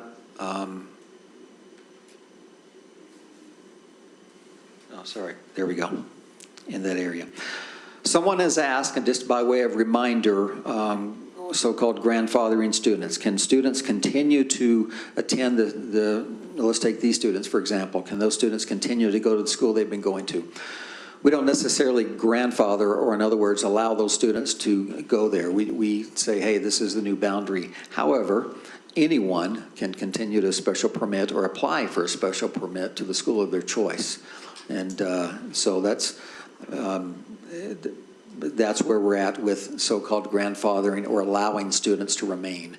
We did that for a while, and we even provided some transportation, but this brought us in line a couple of years ago, and we made the change in this policy in line with everyone else, not just in our state, but pretty much across the country when I did a survey of this, that it's very difficult to know how many people are going to show up when you allow 3, 4, 5 years of grandfathering to continue. We'll jump on over to Spring Lane. It'll come up in a second. The Spring Lane Elementary Chinese DLI program would move to Oakwood Elementary School. We, of course, have discussed this, and it seemed to make the most sense. Majority of the Spring Lane boundaried students would be going to Oakwood. Yes, we understand that Oakwood Elementary hasn't necessarily, we always say the DLI is a school-based program. It's not a district program. However, we've committed to allow these students to continue their program. So we provided a landing spot at, I'll try it again, at Oakwood Elementary, and allow these students to finish out their program. That includes this year's students that are applying that would be in first grade this next year. Okay, there we go. The Spring Lane Elementary Chinese DLI program. So again, nothing dramatically new here. I just want to make sure we're covering every area. By the way, Mill Creek Elementary does have, if you've been by there, they have the large relocatable classroom out front, and for many years they have housed some of the Utah School for the Deaf and Blind program that has been a great thing for both USDB students and Mill Creek Elementary students. They've been aware of this since back in the spring. Ben and I talked to some of their superintendency in the last few days. We have some meetings arranged coming up soon to talk to them. So we're aware, they're aware, and we will do our best to continue those conversations and see where that. Just a reminder, that's their program, and they get to decide where they want to place it. We just accommodate them because we feel it's a great benefit to our students and gives them an opportunity. So it's really up to them to decide how they want to proceed with that program and where they would like to choose to relocate it. So that's what those meetings will be about. Okay, quickly, the Mill Creek Elementary Spanish DLI program, we are recommending that be consolidated into the Spanish DLI program at Penn. Why? This has been a topic of conversation among us for a little while. Basics, and I'm sure we'll have questions here as we go, but as far as the PAC, we feel that Penn already has the teachers, the structures, the supports in place, the culture. The Penn community has already made the choice to have the DLI program for the last almost 15 years. They understand what that takes. They know the certifications, that everything is really already in place. Are we implying there are absolutely no changes? No, we know there are changes, but the DLI program itself is functioning and has a very active program there. Best practice for DLI programs is a school population, we said 600 plus, and that's probably the more ideal, but somewhere in that 550 to 600 plus range. And that is one of the advantages that we are providing by doing this and not moving them to a school that's already small. When DLI first came out on really in about 15 years ago in Utah, one of the ideas was that, hey, small schools should take on a DLI program to build their enrollment. We've seen over and over and over where that this simply rarely, if ever, happens. We've talked to many teachers and administrators where we just don't see where that gives us that benefit. Lastly, combining the program at Penn gives Granite School District the best opportunity to achieve best practice, like I mentioned. If the program is moved to a location other than Penn, the PAC feels, then we are perpetuating the low enrollment schools issue, which is the primary challenge of the DLI program, as well as the overall boundary closure study. I got one more. Let me address two slides, and we can come back to the DLI issue if you would like. The special education FLS program at Twin Peaks Elementary is proposed would be moved here to Wilson Elementary. It's a great, great facility. We've been very fortunate, and these students and parents, I know when they see the facility over there, it's a great, great setup. It's designed for a population like this. Christine Christensen, the principal over there, is very excited. She has experience with this, and so we're excited about this option of moving these students to Wilson.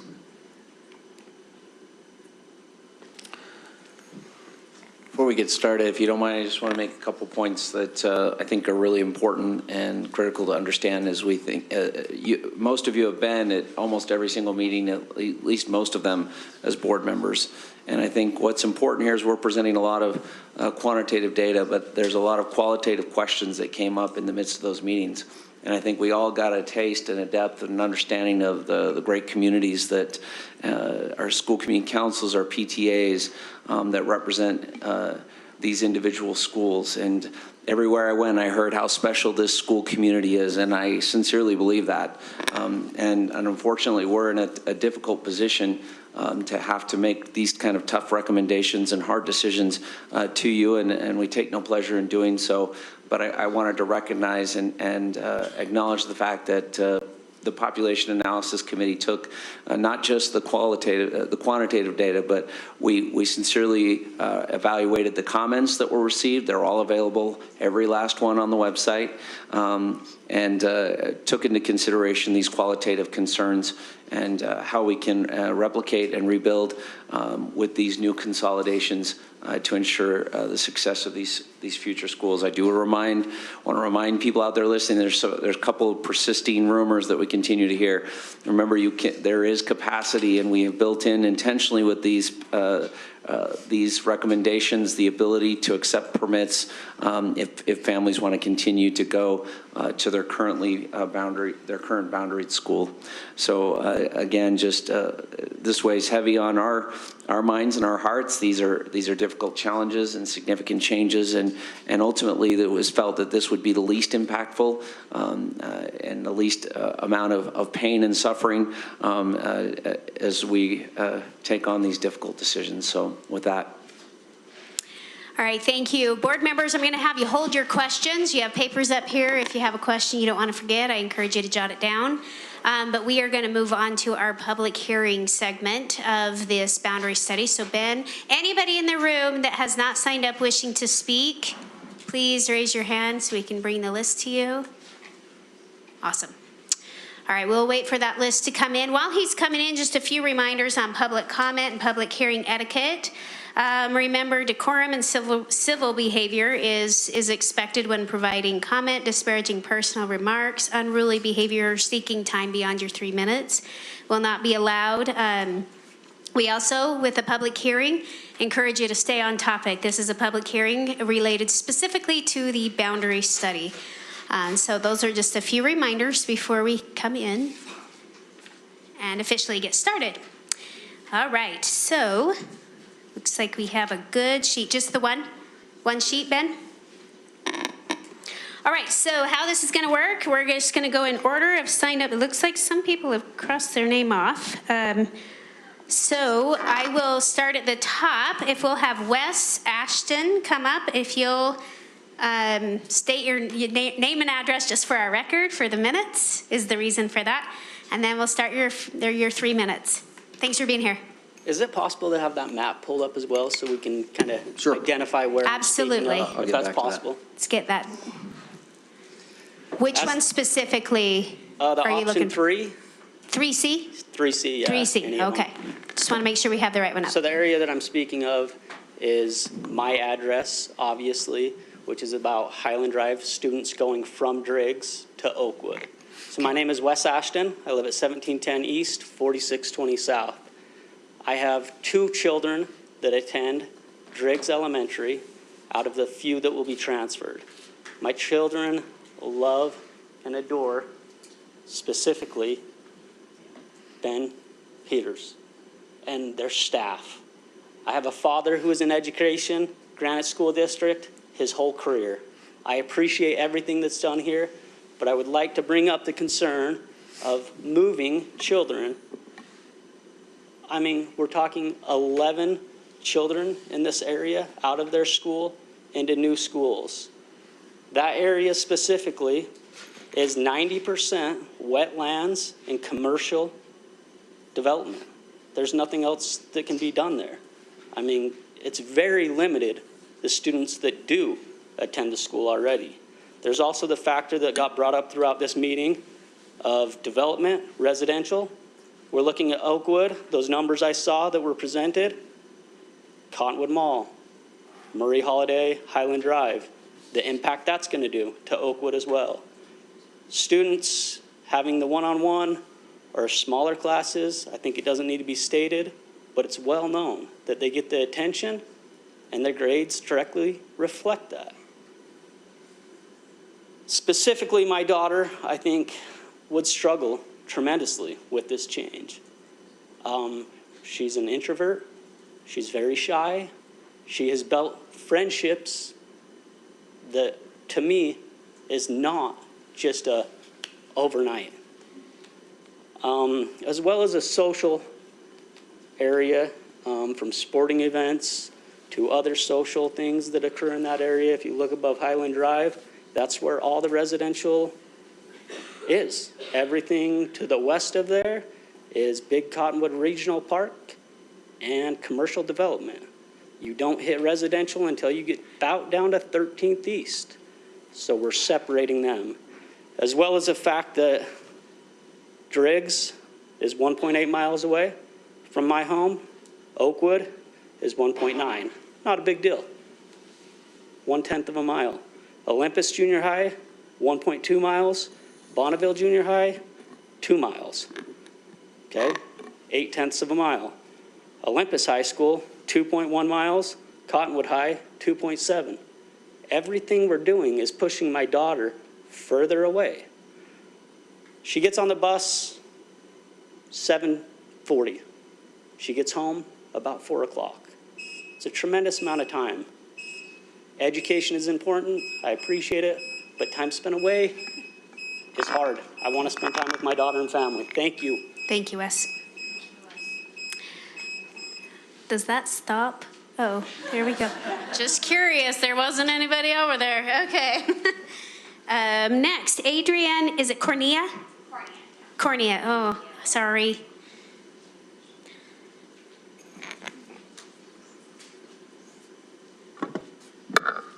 Hi there. I have always strived to be an advocate for those in need. As a nurse, I have felt strongly about advocating for my patients. As a parent, I'm an advocate for my children. And as a PTA president, I try to be an advocate for each child at my school. I am here today to advocate for students and parents who may not be here today. Not because they don't care, but for a myriad of reasons. It began with 2 studies. The #1 Van Winkle study, which basically was the Cottonwood Network study, and the second study was the Cottonwood Olympus Skyline Network study to discuss possible boundary changes. Cottonwood High School, Granite Park, and Olympus all had meetings at their school. At Olympus High, there were over 350 parents present and ready to fight for no change. At Cottonwood, there were around 200. And at Granite Park Junior, there were 6 parents present.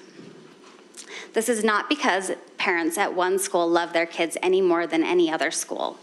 We all love our children and want to provide the best experience we can. This just speaks to me, the inequality of our networks. The PAC committee keeps talking about having 3 teachers per grade, and I do not disagree with this. 3 teachers per grade does not create choir programs.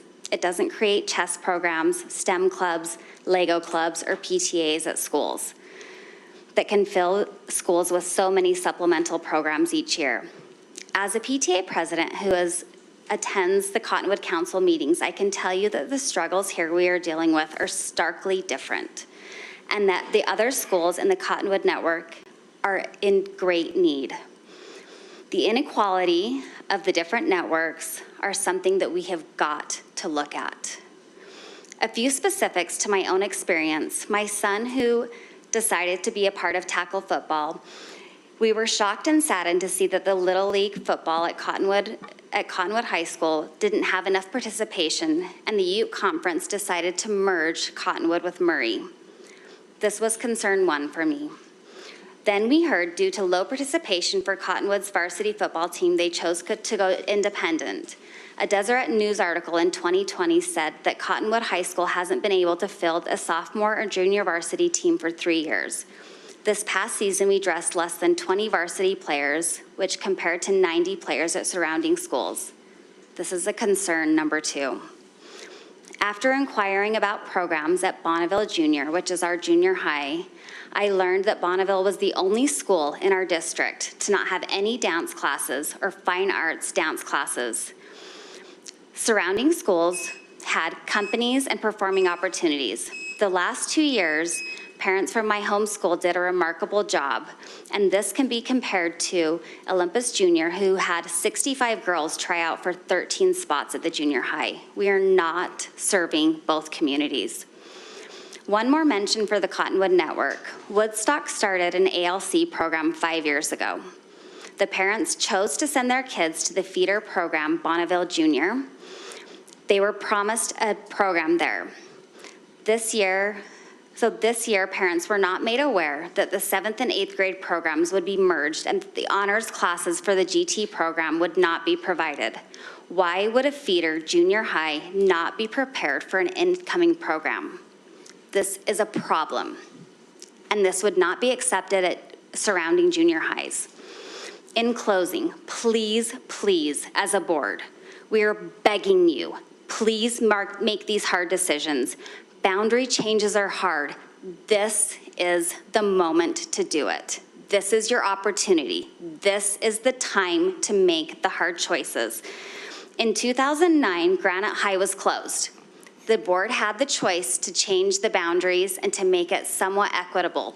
They moved all of the students, which Cottonwood High School embraced and loved. It has caused, they are welcoming these people. They're welcoming the students, but it has changed the dynamics of the school.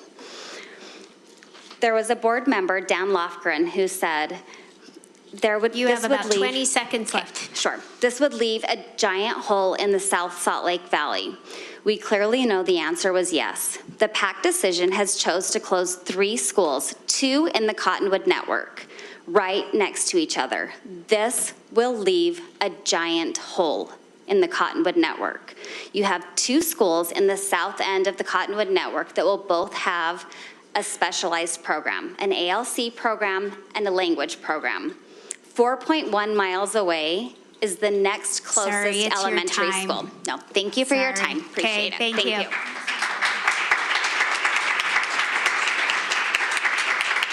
All right, next up we have Elisa Kessler-Lund. Come on up.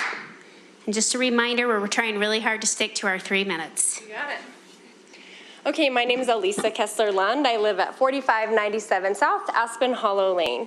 Thank you for the opportunity to speak. Like Adrian, I'm here to raise concerns about consolidating and closing schools within high needs, economically disadvantaged populations.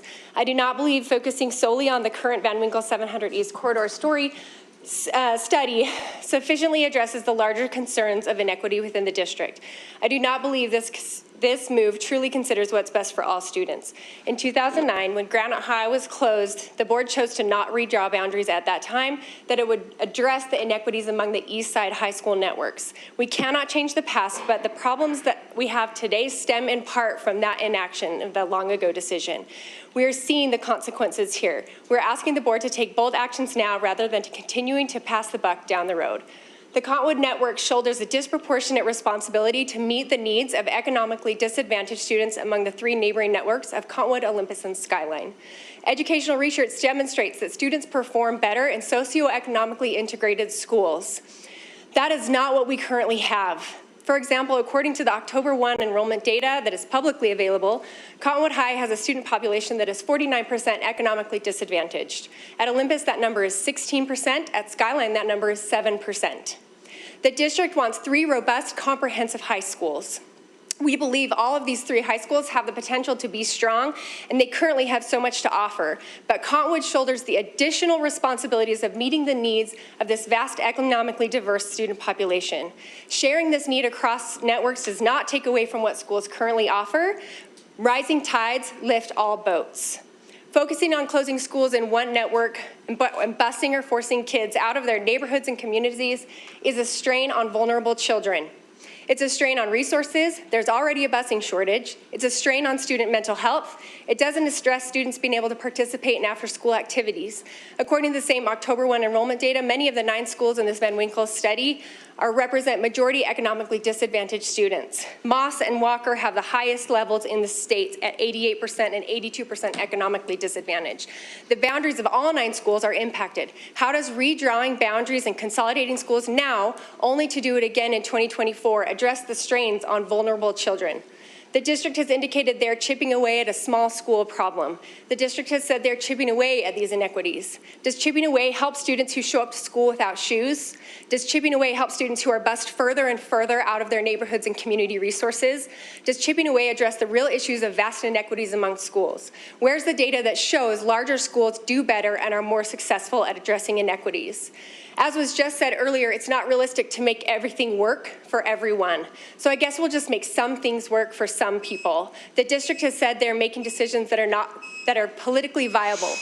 It is politically viable to close and reboundary elementary schools. It is not politically viable to continue the high school's boundary study. And in this instance, political viability means acquiescing to the needs and threats of the wealthiest, loudest schools in the district at the expense of our most vulnerable populations. Thank you for your time. Thank you. Sylvia Catton.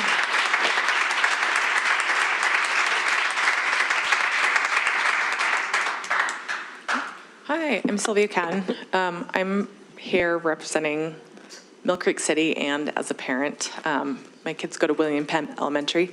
So my comments for this, my city hat are very practical, and I'm going to get to those first.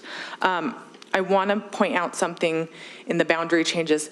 There's a little section that is between, 13th? It's right north of Brickyard, and right in the middle of it, it's cut, and the street is Salt Lake. He knows what I'm talking about.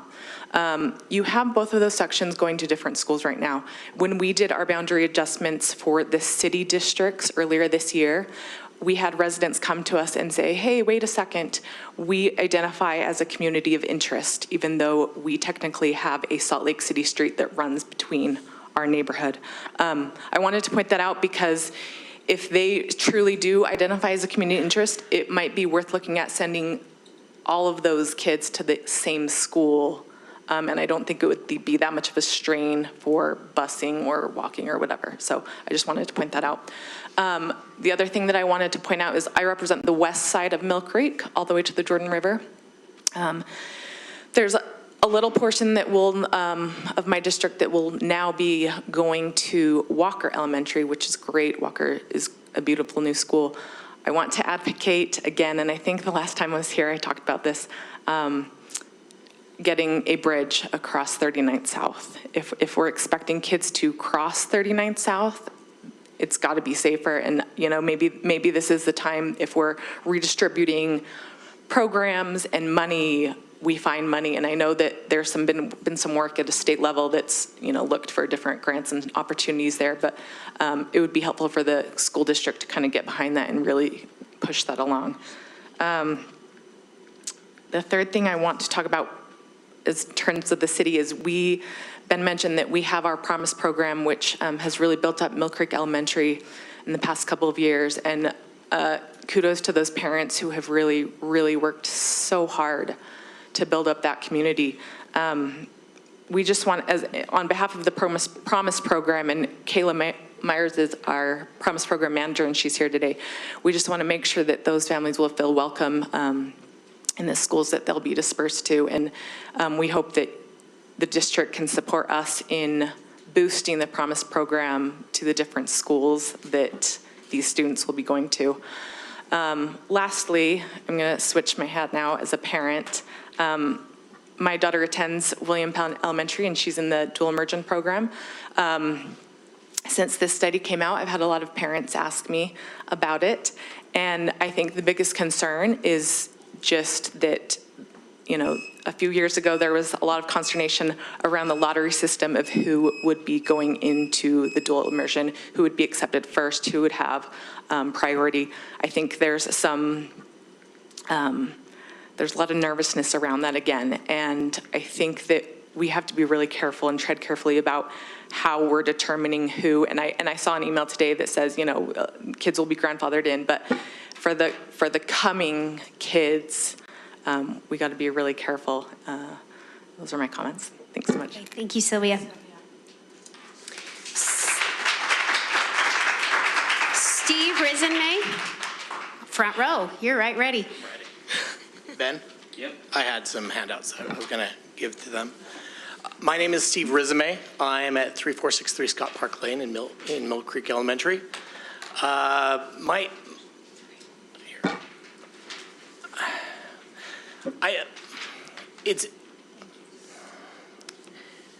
So this handout that I have for you is a little handout of the dual immersion programs in the district. And I've been really excited about my kid who's in kindergarten to go to dual immersion at Mill Creek Elementary. Now that that's going to go away, most likely, now there's a lot of unknowns facing us about, can we get into William Penn, and can we get into dual immersion program? And when I was looking at the website, William Penn said they're closed for enrollment. And so there's a lot of unknowns. So I started plotting where are the dual immersion programs, especially the Spanish one, which I'd like my child to go to. And as I was plotting these points on the map, there was a distinct boundary along Redwood Road. There are 8 dual immersion programs in Spanish west of the Redwood Road, and now there will be 1 east of Redwood Road. And there's just an imbalance in the district. I understand that these are individual school decisions, but I believe as you're talking about moving people over to William Penn from Mill Creek Elementary, like the prior person said, there's a lot of unknowns on who's going to get in. I don't know if my kid will be able to get in. He's in kindergarten, so he doesn't have the grandfathering choice. I would love for him to participate, but because there's only 5% of the schools east of Redwood Road have dual immersion and 25% west of Redwood Road have Spanish, I just think there's an imbalance, and I would love to see what the district's going to do to rebalance that. And one of the other questions I have is dual immersion a priority in the district, or are they trying to take it away? those are my questions and comments. Thank you. All right, thank you. All right, next we have, is it Sid C. Drysdale? Oh, did I slaughter that? Oh, sometimes I do things right. Okay. Oh. Sorry. Phone malfunction. I'm so sorry. Okay, yeah. My name is Sidney Drysdale, and I live at 1717 East Mill Creek Circle. I am the PTA president-elect for William Penn, and I am also serving on the community council and have for many years. I understand and am in support of schools closing. With our demographics changing, our schools need to better fit, all students. I am wondering how and why the decision was made to put the dual immersion program from Mill Creek Elementary into William Penn. I first learned the Mill Creek dual immersion program would be moving to Penn at an Evergreen Junior High community council meeting. I only found out this information because I asked very direct questions about the program to Steve Hogan and Ben Horsley. There is nowhere that I have found on the Granite School website talking about dual immersion programs that addresses Mill Creek immersion program or the possibility of it moved to William Penn. I even spoke with a parent about a month ago from Mill Creek that had not heard any information about what would happen to the dual immersion program and didn't know that it would move, that was the proposed plan. Let me point out that the Granite website does have information about the Chinese dual immersion program that will happen, but again, it does not address any information about the Mill Creek's program. I feel that there has been no transparency from the district or our school's administration on how that decision was made, nor has our community been involved in that decision. Yesterday from our principal and today from the district is the first communication we have received on this issue. It seems to have come 2 months late. Granite School District touts that they want our input and that big decisions should be community decisions. I find it ironic that the initial proposal that was put forth in September is almost exactly the same that is being proposed to you tonight. I believe that Ben Horsley and Steve Hogan have said they have attended 90 meetings to this point, gathering information from the community, and have made few changes to their proposed plan. William Penn community has not been given adequate information about how we will fit and run another immersion program in our school. In fact, when I asked Steve Hogan about this directly, he informed me that he and Dr. Higgins, our principal, had walked around the school and identified how the program would fit. He suggested that we would use the art room, group room, and computer labs, etc., to make room for all the additional classrooms we would need. Does that really serve our students? And should two people be making those decisions that affect a whole school? The other question I still don't understand is the implications of FTE and how that would work with our smaller English classes. In our school, due to time, I cannot go into those issues I foresee here, but it needs to be studied and addressed before a decision should be made.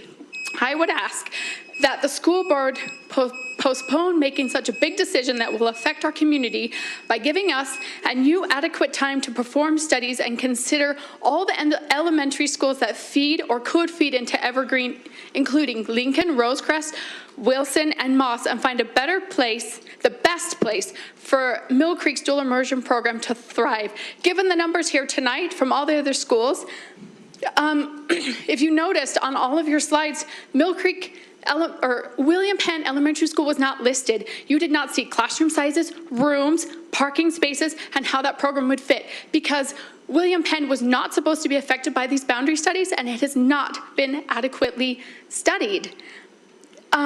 Please do not make a decision that would impact the William Penn school community without community support, or more importantly, adequate information. Thank you.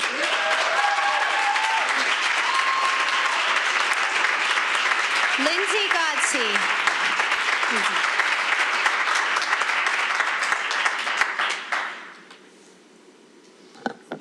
Hello. My name is Lindsay Godsey, and my address is 5107 Boabab Court. All right, I am here as the Spring Lane PTA treasurer and the Cottonwood Council PTA treasurer. I believe that the top priority of our schools and the district should be the highest possible quality education that is equitable to all students.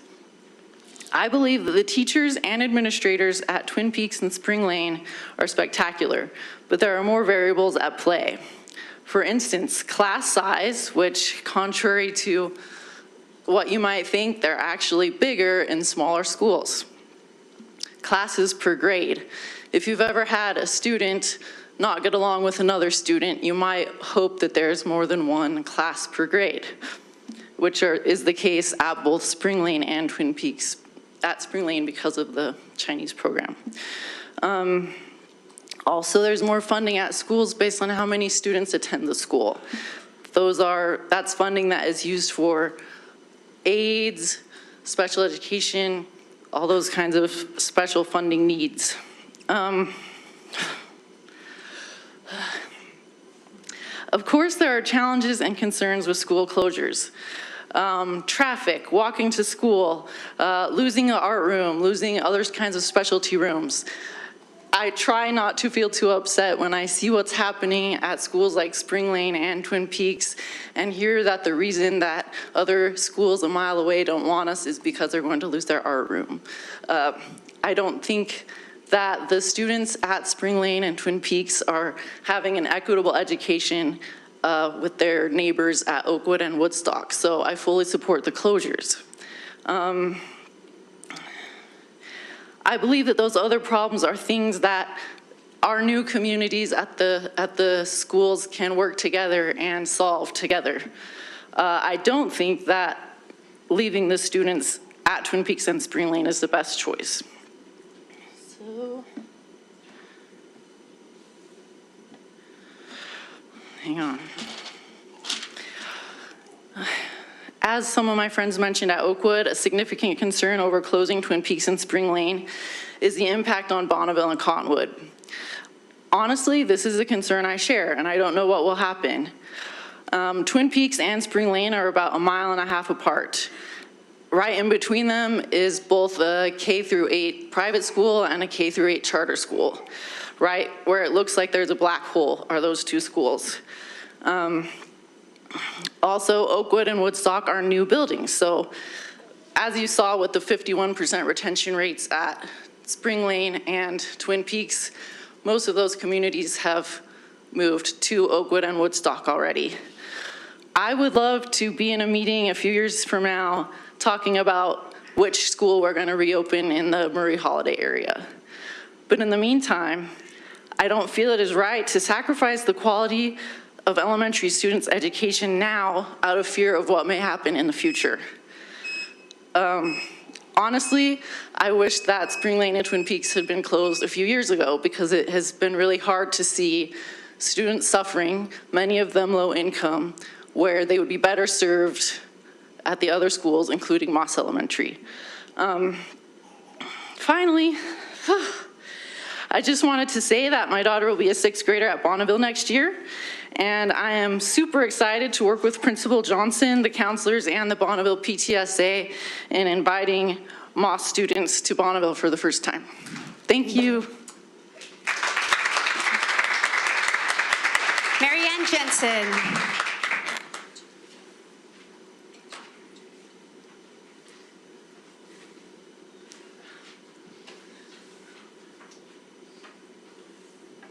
Hi, my name's Mary Ann Jensen. I am, I'm at 2046 East Leonard Circle in Sandy, Utah. My son attends Spring Lane Elementary, and I am the PTA president at Spring Lane Elementary. I serve with Lindsay on our PTA. The discussion has been so much, obviously, we're talking about next year. I want to talk to the board a little bit about this year. I don't know if the board is aware how much the discussion and all the concerns and everything that has been talked about since last January has affected the feeling at the school this year. Because we have had ever since the 3 options were announced, which I believe was in September, we have had several of our support staff at Spring Lane Elementary say, oh, I've got to get out of here because the school is closing and I want to be in charge of my destiny. I'm going somewhere else. We have lost our behavioral health aide. We have lost our special ed assistant who has been at the school and who has been amazing. We have lost key players at our school because of the way that these things were handled and the way that they have been announced. And because of that, our students are being deprived of those things that they should have this year.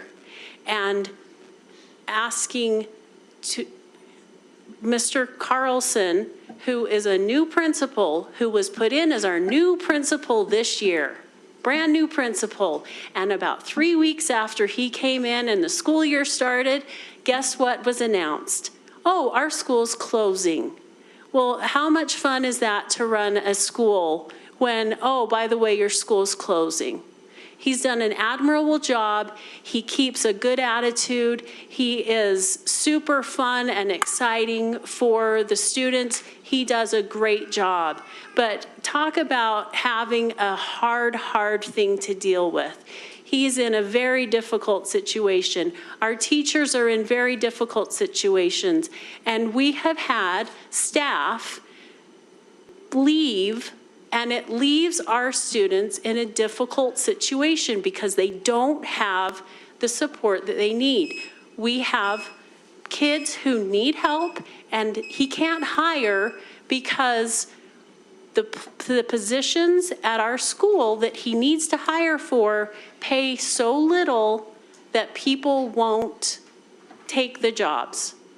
I have been the assistant attendance person at our school as a volunteer, besides being the recess duty at our school, in addition to being the PTA president at our school, because those jobs have been posted and reposted and reposted, and no one is applying for them, and they can't be filled because they pay so little. I don't know if there's anything that the board can do to look at those positions and evaluate them and see if there is any assistance that the board can give to Spring Lane, to Twin Peaks, to the other schools, to Mill Creek, to help the students this year. Because these changes are coming into effect for next year, but we still have students, and I know we don't have very many students at Spring Lane, but we still have almost 300 students. And let me tell you, they're great kids. You have 20 seconds. They're wonderful kids. They deserve to have good education this year. They have dedicated teachers. They have teachers who love them. They have teachers who care about their education.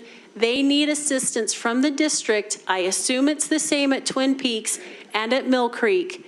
They need assistance from the district this year so that they can have help with their SPED needs, with their behavioral needs this year. Thank you.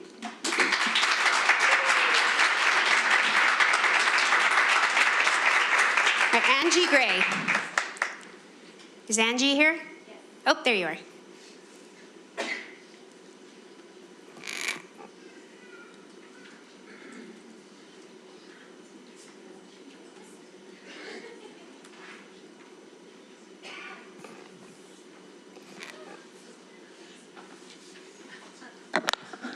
Hi, I'm Angie Gray.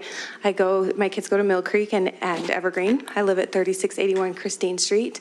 A lot of our community, thanks to the robust Latino tradition at Mill Creek, is celebrating Dia de los Muertos tonight. So I brought you pan de muerto, sliced by my 9-year-old, purchased from Rancho Market. We didn't make it, so anyway. I sincerely want to say thank you for all the many long hours and late nights, and I know your families, I hope they're not listening, actually. That's boring. But I hope that they feel things too. So with that said, my main goal is to highlight the strengths of Mill Creek's DLI program so you understand why that program is so important, and also explain why it is harmful to our entire Evergreen community, our network, Rosecrest, Penn, and Mill Creek, if you consolidate these programs. In the short run, this hurts Penn. Moving Mill Creek's DLI program to Penn hurts them because what they need is to bolster their English program, and the imbalance will be hard on everyone for a while.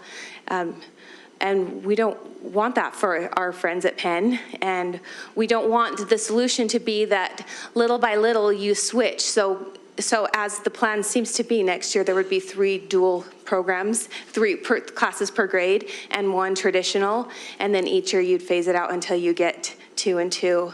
But that shrinks the capacity to have dual students in Granite District on the east side. So you are looking at shrinking a program that is still in high demand, that is still loved and celebrated. Mill Creek, as of today, I checked our population, our Latino population in the school is 34.6%. That is a big percentage of students who have the ethnic background where they add so much to families like mine, to our experience. We hope we add to theirs.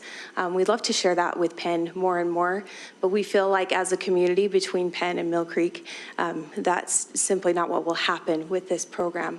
We also feel like Rosecrest, being a tiny school at 289 right now, they need either bolstering, which would be quite natural and easy to move them later if Penn isn't too full. We're not gunning to close them, but it would be an option, or move their students, or move us to them, whatever it is. But if you bring Penn and Mill Creek into this now without Rosecrest, it hurts Rosecrest, it hurts our Evergreen community, and we care about that. And we are talking as parents between all 3 schools. We care about each other. So we see this as a broader community issue. Lastly, the strength of the Mill Creek program. The diversity is beautiful. I know in 2020, when the world kind of cracked open and we had to have these really hard discussions, we had talks with my friends, with my kids. Our backyard got boring during COVID. Their friends didn't have backyards, so we brought them to ours to play outside, distance and safe, and it's because they've learned to love and be together. Mill Creek is offering that, and we want to keep that. Thank you. Thank you. Charles Briggs.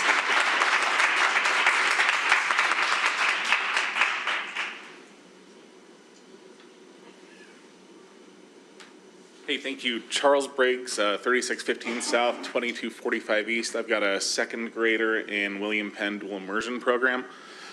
I hope to be pretty brief here, but I see these school numbers compared to the school level, and as we know at William Penn, the dual immersion is very, it's in the same building, sure, but as far as classroom sizes, like, it's a lottery system. There was a decision made to say this is capacity for William Penn dual immersion, and people were turned away, right? And now we're saying, oh, that number we came up with isn't real. We can jam more students in there. So I think from my perspective, I would love, as you guys move forward and do analysis on this, don't look at the school as a whole. Look at the dual immersion classrooms, because I've been in my son's classroom and I'm telling you it's full.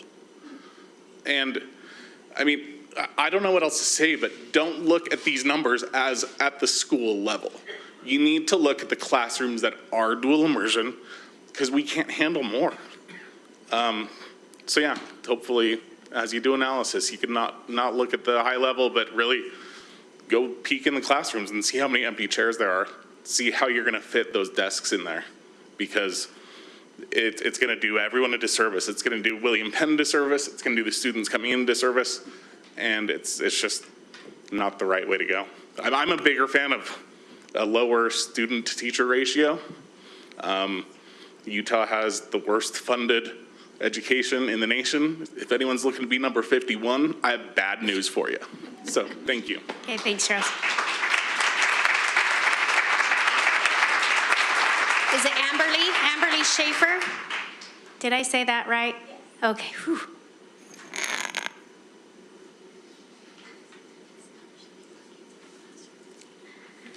Good evening. My name is Amberly Schaefer. I live at 1264 East, 3745 South.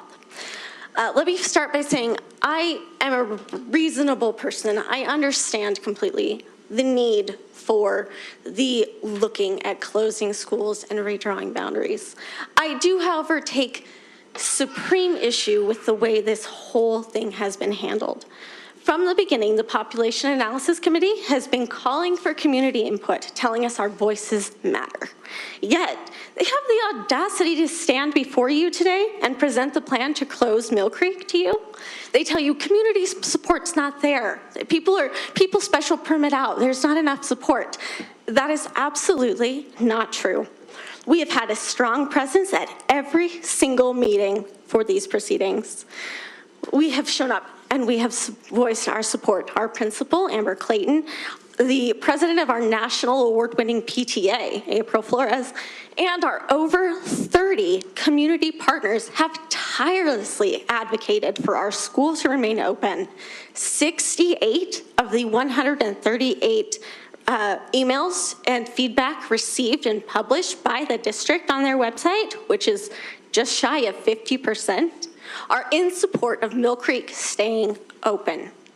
50%. In contrast, the other schools considered had 6% combined.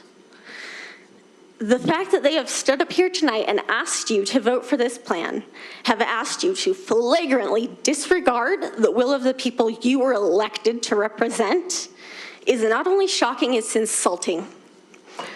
There can be no denial we live in a time when public education is in crisis. Trust in the system is at an all-time low, and the whole proceeding of this boundary study has only worsened that trust, or that distrust, excuse me. So I beg you, do not erode that trust any further. Listen where they have chosen to ignore. Do not approve this plan. There is another way. We just need to have the patience to find it. The people who you represent have spoken resoundingly, and their cry is, keep Mill Creek open. Thank you. April Flores.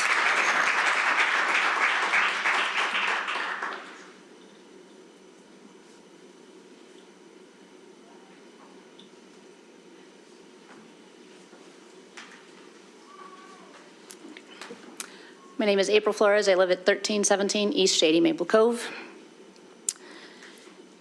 So I am the president at Mill Creek, the PTA president at Mill Creek Elementary.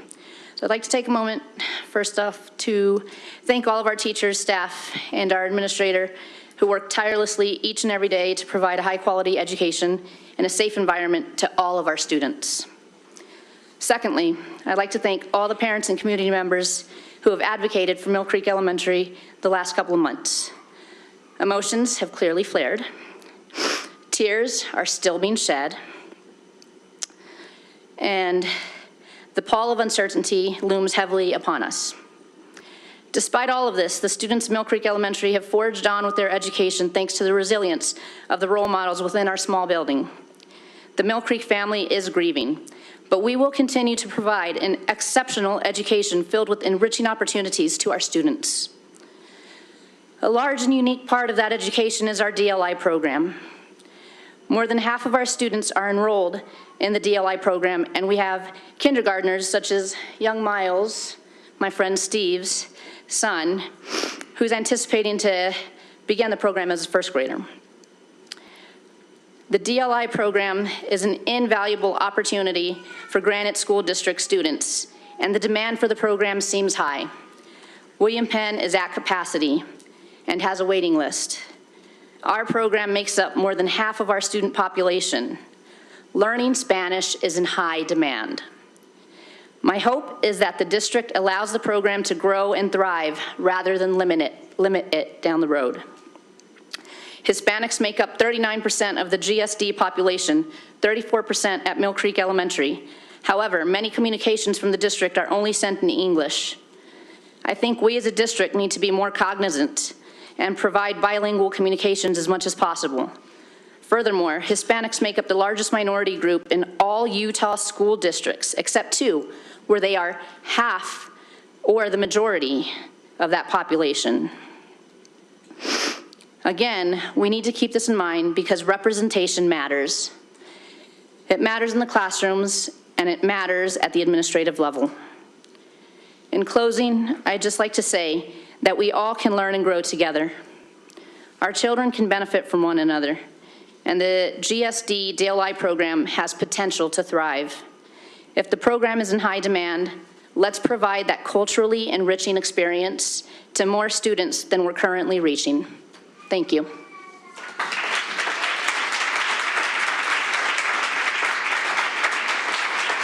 Lori Richards.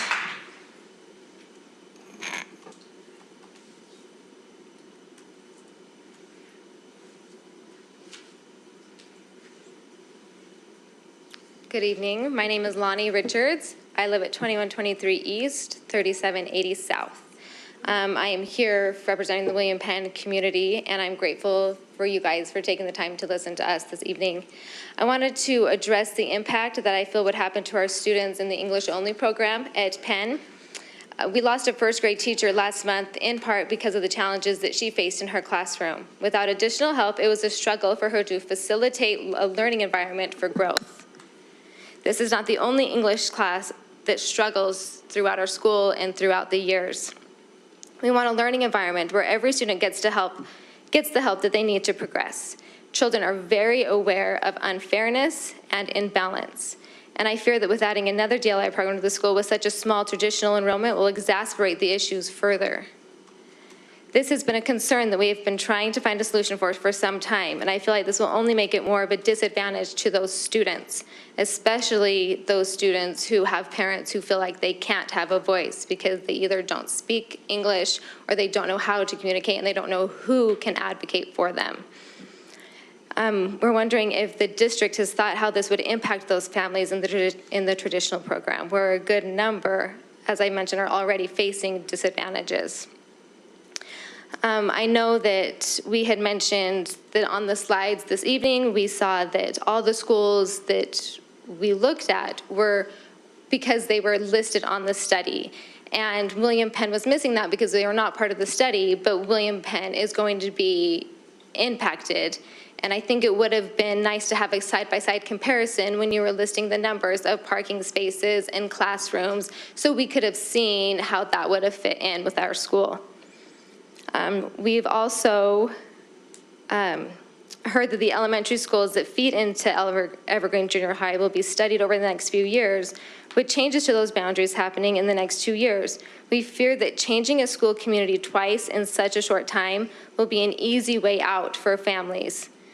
And we want to keep our families. We don't want them to exit and to go to charter schools or to private schools or to a different neighborhood school. We know that all students thrive on structure and stability, and that it is in a grade school level where they get their basis of all learning that carries them throughout the rest of their schooling. The slides have been really, really great to understand the different school size demographics. And I know we mentioned a little bit about the classrooms and the capacity size, and William Penn does have extra rooms within the school, but some of those rooms that will need to be utilized are rooms that are in the middle of the school that do not have any windows. And I just don't want children to come to school and have to be stuck in a classroom for 7 hours without any windows.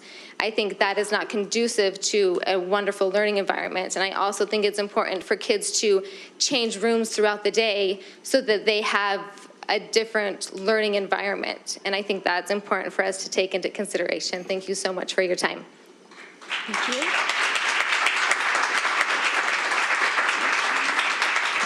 All right, this next one is Stephen. Help me out with your last name. Connors. Oh, I had the C-O-N-N, but I didn't know the rest. So Stephen Connors. Handwriting is excellent. Hey, the issue's me, not you. Thank you guys again for your attention, your consideration, and your time during all of this. I would not want to be in your shoes having to make this decision. 12,000 students. 1 in 5 students that live in the Granite School District boundary. Those students are currently at a charter school, a private school, or transferring or permitting into another district. 12,000 students that you guys have lost from your school district. If you had those 12,000 students, you might not be closing these schools today. Those students chose those private schools, those charter schools, for a reason. And today, Granite School District is not competing against those schools by principle. If you guys competed, you would have a lot more of those students here today. Those schools are competing against you, so it is a missed opportunity for you not to be competing against them. 75% is the estimated number of people worldwide that speak 2 languages. While we have a DLI program in the US is far below that. Not offering the opportunity for students to learn 2 languages as they're growing up, as they're being educated, is a missed opportunity that is already putting our students behind in a global economy. 39%, you've already heard that number several times. That's the number of Hispanic students that are in your school district. Many of them native Spanish speakers. As you guys know, the Spanish DLI program benefits from both native English and native Spanish speakers. If you guys do close Mill Creek, consolidate the program into Penn, I urge you to look at ways to strengthen your Spanish DLI program throughout the district. As Stephen mentioned, there are places within the district where there are gaps and there are not Spanish DLI available. I urge you to look at that and make it a priority to not only make it available, but advertise it to your families, whether they're in the boundary or not, and strengthen the program so that you can strengthen your students as they grow up and as they get into jobs as they're older. Thank you.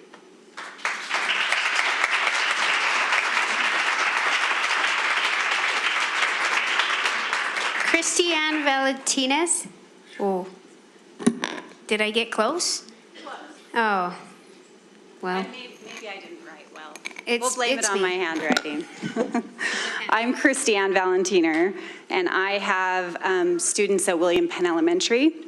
I am currently the Art Booster President, so just enhancing the arts in the school. It's interesting to me to see a lot of what has been presented today. This information would have been so beneficial months ago when it was being developed and shared in other ways, in other places or in meetings. But this idea of perfect versus good, I don't even think we're in the ballpark of good. I think right now we are in a realm where it's more convenience. It's this can go here, it looks like it's a fit, DLI and DLI can go together. William Penn right now has a huge discrepancy in class sizes. Our traditional program is suffering. It has been suffering for years. The community has worked for years to put this program back together. So then as a community here, that the answer is let's add more DLI students. We have 2 thriving Spanish DLI programs between the awesome Mill Creek Elementary program that has been created and has been invested in, and then the William Penn community that has been built as well.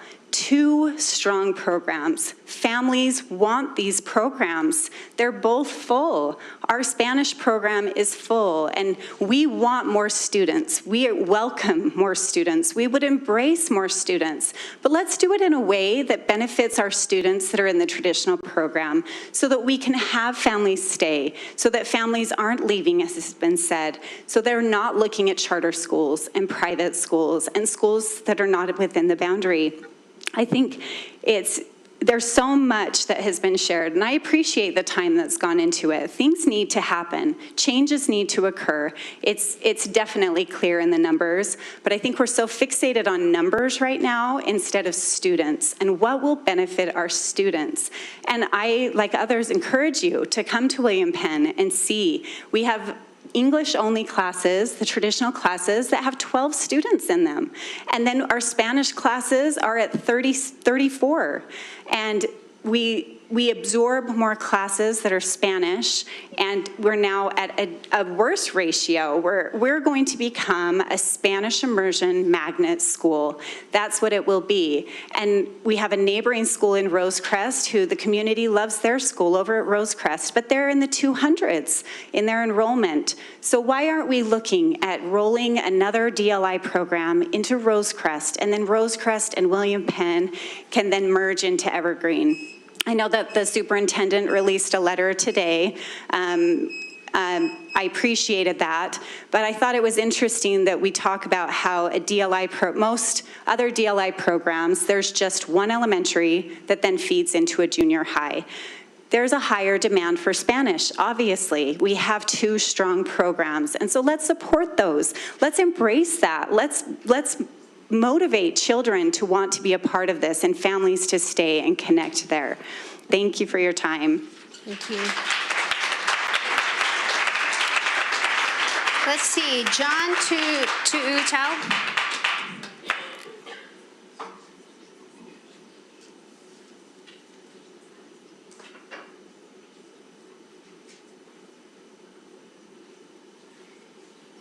You did pretty good with that last name. John Tutau.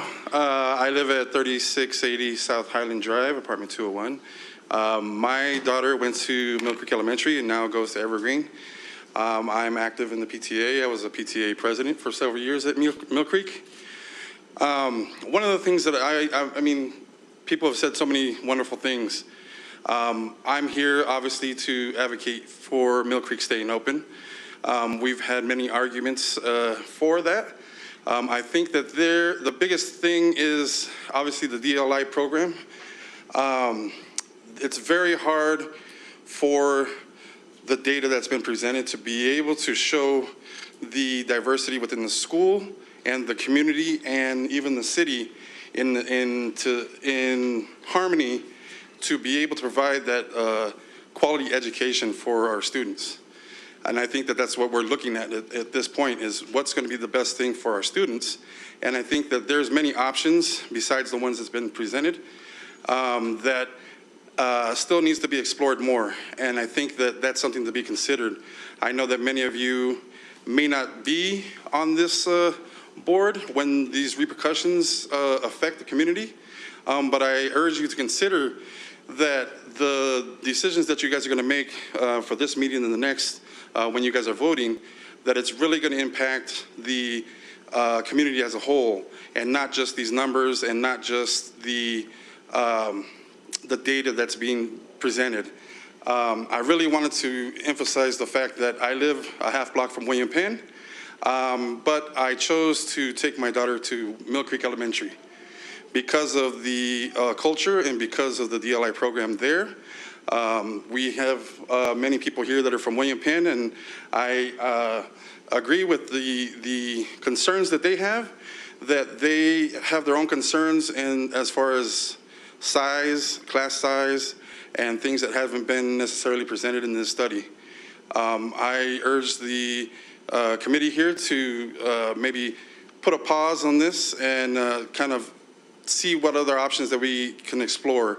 I know that we have a new principal that hasn't really had a chance to really bolster the programs within the school.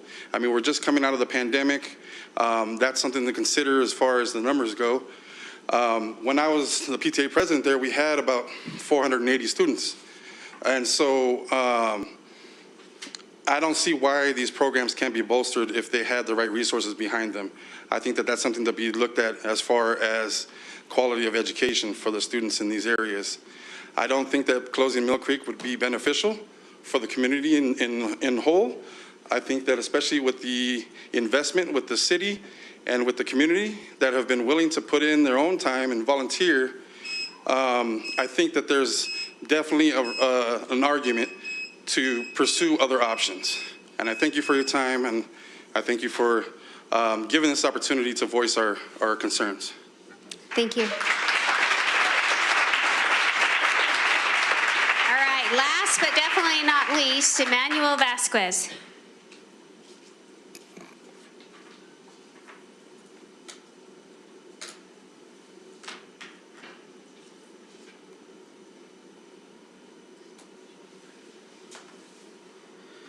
Thank you. Emmanuel Vasquez. I live in 1230 East Cutler Road. And I'm a father of 2 boys at Mill Creek Elementary. I believe that as a data professional, I believe in data-driven decisions. I believe in looking at numbers, but I also recognize Sir, the will you numbers pull don't that, capture. pull that microphone closer to you? Sorry. As a data professional, I appreciate data-driven decisions, but also I understand that data doesn't capture everything. And I think that the aspect of diversity hasn't fully captured in the studies. With 34% of the students coming from Latinx families and involved in the dual immersion program, I think that it provides a wonderful environment to students wanting to learn another language. A lot of the learning of another language is social, has a social component, and sometimes it's hard to learn another language if you don't see people that look like you and they're making the same mistakes as you're making. You tend to go back to your shell and don't want to learn a language because it's hard to be the one that is making the mistakes. So on that light, I believe that the dual immersion program provides a wonderful environment. Not only brings students that are coming from Latinx families, but also provides diversity in the cultural aspect. There are students that come from Peru, from Venezuela, from Guatemala, from Mexico, from Chile, Uruguay, and Argentina. And as you know, Latin America is also a very diverse region. So that brings an opportunity to students to learn in that environment. And we all know that a plant in the wrong environment doesn't flourish. And I'm advocating today for Mill Creek to remain open, or for you all to reconsider that this study needs to be looking deeper into the diversity, the role of diversity that has and the impact that has on the learning of a new language to students. This year, we visited my parents after the 3 years of not visiting them down in Guatemala after the pandemic. They haven't had the opportunity to speak with my kids in Spanish, and they were able to learn from them about what the school was, their experience at the school, because they were able to speak in Spanish for the first time. And we owe that to the Mill Creek Dual Immersion Program. So thank you very much. Thank you.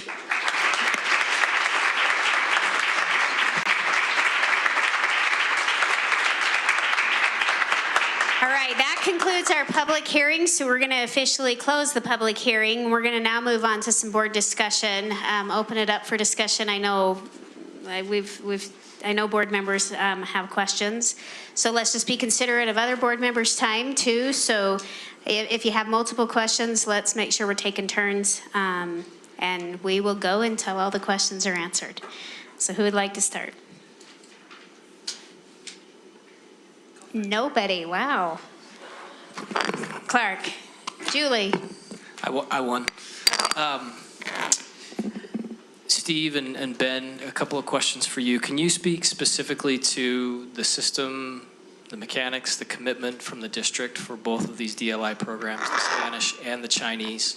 I'm not sure everybody has received or been able to review the letters that came out from the superintendent this afternoon. So can you speak to that first? Do you want me to take that? So in looking at some of the questions that came up as a result of our visits and the questions and concerns as we visited with William Penn and with Spring Lane and Oakwood and Mill Creek, and as a result of all the comments that we evaluated, we wanted to ensure that first and foremost that all current participants and family members, as committed to originally with respect to the program had an opportunity to proceed in the program. I'm actually a DLI parent in my home district. And so several years ago, Davis District rescinded the commitment for sibling preference. And that was a big deal. And there was a commitment made for those families as they entered into the program that they would have a continuation of that service for not just their student who was currently enrolled, but also those who would proceed. Those siblings, there's a benefit to that. It's an intrinsic best practice for the program. And so the board went back and forth on that decision and eventually assured families who are currently within the program the ability to commit for their siblings to continue.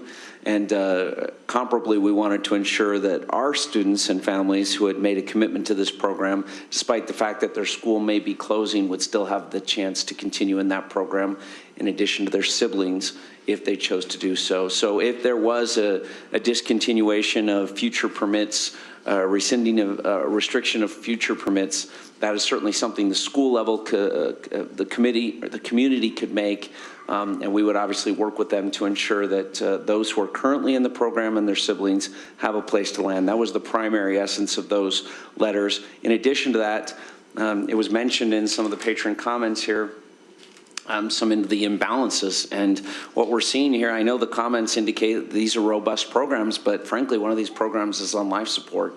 And it's not adhering to best practices. Actually, two of them are, and one is imbalanced in and of itself. And so, as we look to provide William Penn, in particular, with the population it needs to bring its program back into best practice, the goal, ultimately, long term, is to ensure that our English and our traditional families have some stability as well. There's some huge inequities there. And frankly, we're not doing an adequate service. I'm going to look back at Sherry Sorensen for our traditional families as we evaluate what those programs look like. And so as we look at the impact, the future impact to Oakwood, as they take on that Spring Lane program and potentially to William Penn, our goal is to ensure that those programs work with the best balance and with the resources necessary. So that might be providing a subsidy of FTE for a short period of time to ensure class sizes are appropriate and they're not hindered, and that those schools are held harmless to the degree possible as they take on these additional programs. That was a really long answer. Did it answer your question? I think so. I'm really concerned about the imbalance concerns that were raised, particularly by the Penn patrons. And so by adding more DLI students to that school, that doesn't immediately resolve that concern and that challenge that that school faces. So I'm worried about the immediate few years and how, if that's the option that we proceed with, how we can make sure that we address those issues for those non-DLI families and students that really haven't been particularly represented here tonight. Most of the comments that we received tonight are from DLI parents. So I'm concerned about them and what we're going to do to make sure that they have all of the same robust opportunities that they should have at any elementary school. So just as quickly as I can to respond to that specific concern, we share that concern. And in reality, we need to build up. That's not something we can fix immediately. So while we provide a landing spot in a play, I think there's some questions that have been presented. Why aren't we pushing this program to another place? There also has to be a desire from that community, the way that this is structured, to adopt that program. And we don't want to place a struggling program that has that imbalance. Again, it was presented in the slide, in a place that already has some other challenges or difficulties, particularly at-risk populations that need supports and other helps. The reality is that we cannot solve that problem immediately out of the gate. But long-term, the goal of this study and this recommendation is based on giving William Penn the numbers down the road and potentially looking at future adjustments in future studies that could enhance and ensure that they have that robust population so that they have not just a strong DLI program, but they also have a strong English program as well. And so that's going to start at first grade, second grade, third grade as we move through the years. It's just not something we can do right out of the gate. If we could, that would be our recommendation. Ben, I feel I have the question of how fully has this DLI placement for the Penn and Mill Creek community been discussed? Because I feel like there's this sense in which we're saying, well, our policy is that it needs to be a community decision to have a DLI program in your school. And so, no, we haven't really considered other schools because they haven't come to us and asked for a program. But I would argue that the Oakwood community it's not a community decision for them to have DLI come to their school, and it's an imposition that we're asking them to take. And I would argue that the William Penn community this is not a community decision for them either. And that if we were to ask them to take this on, it would be also a district imposition. So if we are going to take the position that we are going to be imposing on a school, I'm not sure why we would only say these are the only two schools we're willing to impose on. I want to know that it's not just that it's most logical to put this program at William Penn, or we think we can make it work at William Penn, but that I want to know why it is the best placement and why other schools aren't the best placement. And the reason I ask that question is because one of the things that we've learned from Mill Creek is the benefit that this Spanish DLI program has been to their Spanish-speaking population. And that makes me ask the question, well, do we want to push this further into neighborhoods where there aren't a lot of Spanish speakers, or do we want to provide this opportunity to more Spanish speakers elsewhere? And I would like to expand DLI. The honest truth is, totally transparent, I do not love DLI because I do not like the inequity that I've seen in every DLI school. But I love the opportunity that it gives for the students who participate in that program, and I see the benefit to those students. And so I would like to see it expand, and I foresee that moving that program to Evergreen forces us into a position where either we lessen our DLI offerings and marginalize our English-only population even more, or where we either can do that, or, sorry, I think I said it wrong. Either we continue to boost the Spanish DLI and continue to marginalize our English only, or we try to increase the English only population and further diminish the DLI program. And I don't like either of those options. So that's why I feel like I want to make sure I know that it would not work to place a DLI in another one of the Evergreen feeders, especially now that we have a Wilson and a Lincoln there, and in the Evergreen network. And the honest truth is, today I had a good conversation at Lincoln, which led me to believe that that would not be a good fit. But I want to know. I don't want to listen to anecdotal data and let that guide me.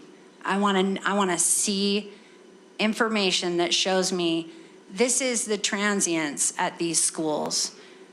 This is how multilingual they are over there. This is why they would truly need to rely on out-of-boundary students in order to make this work, or whatever it is. I want to make sure we have that data and that we know darn well without a doubt that this option, which puts us in a position where we have two hard decisions to make, is truly our best option.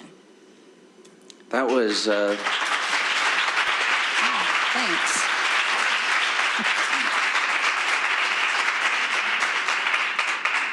In fairness, Julie, that was 6 questions. I wrote them all down. I never ask less than 10, so you're lucky. I'm going to start with the kind of the preeminent theme of your conversation because I think it's important. The real for this. question I have, Ben, is has this fully been explored elsewhere? And where can I get that data? The answer is yes and no.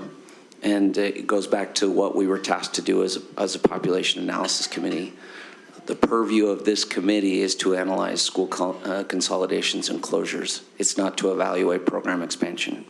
So if this board would like to direct the administration to evaluate what those opportunities are, it has not been the historic, as has been indicated here, choice for Granite School District to micromanage those programs. Could it be? That is something that other districts have chosen to do, and that has helped with marketing and with other resources brought to bear, including in Davis a magnet program per se, where it's a sole dual program. So there opportunities out there that exist? Yes, but you've asked me now a question that we were not given as a task. This was not in the purview of PAC. We were asked to evaluate school consolidations and closures. So the extent of the DLI data that we're presenting to you today is based on that mission and goal of the Population Analysis Committee related to school closures. So did we go to Lincoln and see if there's a good fit? Yes, there's anecdotal information there. Did we go to Wilson? Yes. We know what that looks like. Was it the sole purpose for us to find another location for this DLI program, or to find the best place for it to land that was least impactful, that had the structures and support built in, and to take 2-week programs and hopefully make them stronger? That was our goal, because that fit within the purview of PAC and our responsibility. And Ben, we have 2 schools that have 2 DLI classes in each one, so why are you saying that we have 2-week programs? Because we have an imbalance in both of those programs. We don't have adequate English population to pull from so that we can deal with the inadequate. It was mentioned in one of the comments, there's 12 kids in an English class. And the reason they do that is to build over time the population for the attrition that will naturally occur. We've given you the numbers here, the best practices for DLI programs, school population of 600 plus, and managing your permits to ensure that you always have a robust English class, and that those English classes have a sufficient base to pull from for the entirety of the elementary program. It's frankly and inherently inequitable in these schools currently as it stands, and we have allowed that to happen based on the way that we have managed DLI. And there's pros and cons to both of those decisions. If the district, the Board of Education wants to instruct the district administration to take that over and evaluate that and look for other opportunities and expand that program, that is just not within the purview of PAC, if that makes sense. I would ask the board to consider asking for information about that. If that's outside of what we've already asked, I would consider that's an important thing for us to formally ask. So to answer your question, to complete the answer, we're looking for the least impactful, the structures that are already in place, and again, just trying to, within the purview and the responsibility of the Population Analysis Committee, make a recommendation to you. If the board wants to pursue a magnet program, if they want to pursue expansion of that program, they have every opportunity to do so. There is still time to consider those things. I would just caution that we do need to, if that is the goal of this board, to create those opportunities, we need to take into consideration multi-language families. That is certainly a consideration. But we also need to take into consideration that potentially we would be looking at another school closure, if not Mill Creek. I just want to make a comment that these challenges that are being described at Mill Creek and Penn are not unique to Mill Creek and Penn. They are consistently manifested, in my opinion, at all DLI schools, including Spring Lane. It's been borne out. The same challenges, the same really concerns for the non-language learners that are in that school are not being provided the best opportunity. And so I think that has to be recognized that, and I have kids that have participated in a DLI program at Spring Lane. And it occurred to me as we've gone through this process throughout the year that DLI is still very much an experiment. And that's probably not what anybody wants to hear, including myself. But it's early enough that I don't think we know still exactly how best to run a DLI program. And you can see that manifesting itself throughout the different districts in the state of Utah that have been given the mandate to provide these programs, yet how that's being directed and managed through some districts with magnets, others without, others with school-based, others with district oversight that's more involved than ours. It shows that DLI is still an experiment. And so that's unsettling to me. It ought to be unsettling to everybody, I would think, that's involved. But my hope is that we can at least acknowledge that if we can address the imbalances, that will provide an improvement for all of these schools that are involved and that are going to house DLI programs. Now, does that mean that we have to severely limit those that get in? It might be. And it might be a school-based decision. Maybe that's something that the board needs to look at, that we need to take more oversight of. But those are questions that we need to help answer as we move forward here. I guess my question, sorry, go ahead and clap. I'll wait. All right. Julie, are you saying you don't want to proceed with the PAC decision until we've looked at those options? Because if we are, that, like Ben said, that was not what was asked of our PAC. And those may be good things to study, but I hate to see us stop our decision here. So are you asking that we stop this and evaluate those programs like Clark's asked? Or? Thank you so much for letting me clarify that, because I did not clarify that. No, I think that it's really important that we stay on the timeline, because if we were to make a change, schools need time to prepare for that. I mean, they just do, and I think we got to move forward. But I really believe that if we gave our these two awesome gentlemen right here a month to come back and bring us some information about what would that look like in other schools, then I think in December it would be clear to us if there was another option that was really good. I think we would want to say, well, hold up, let's make a decision about that. But if they came back and there wasn't something, we're ready to move in December. And we haven't held up the process.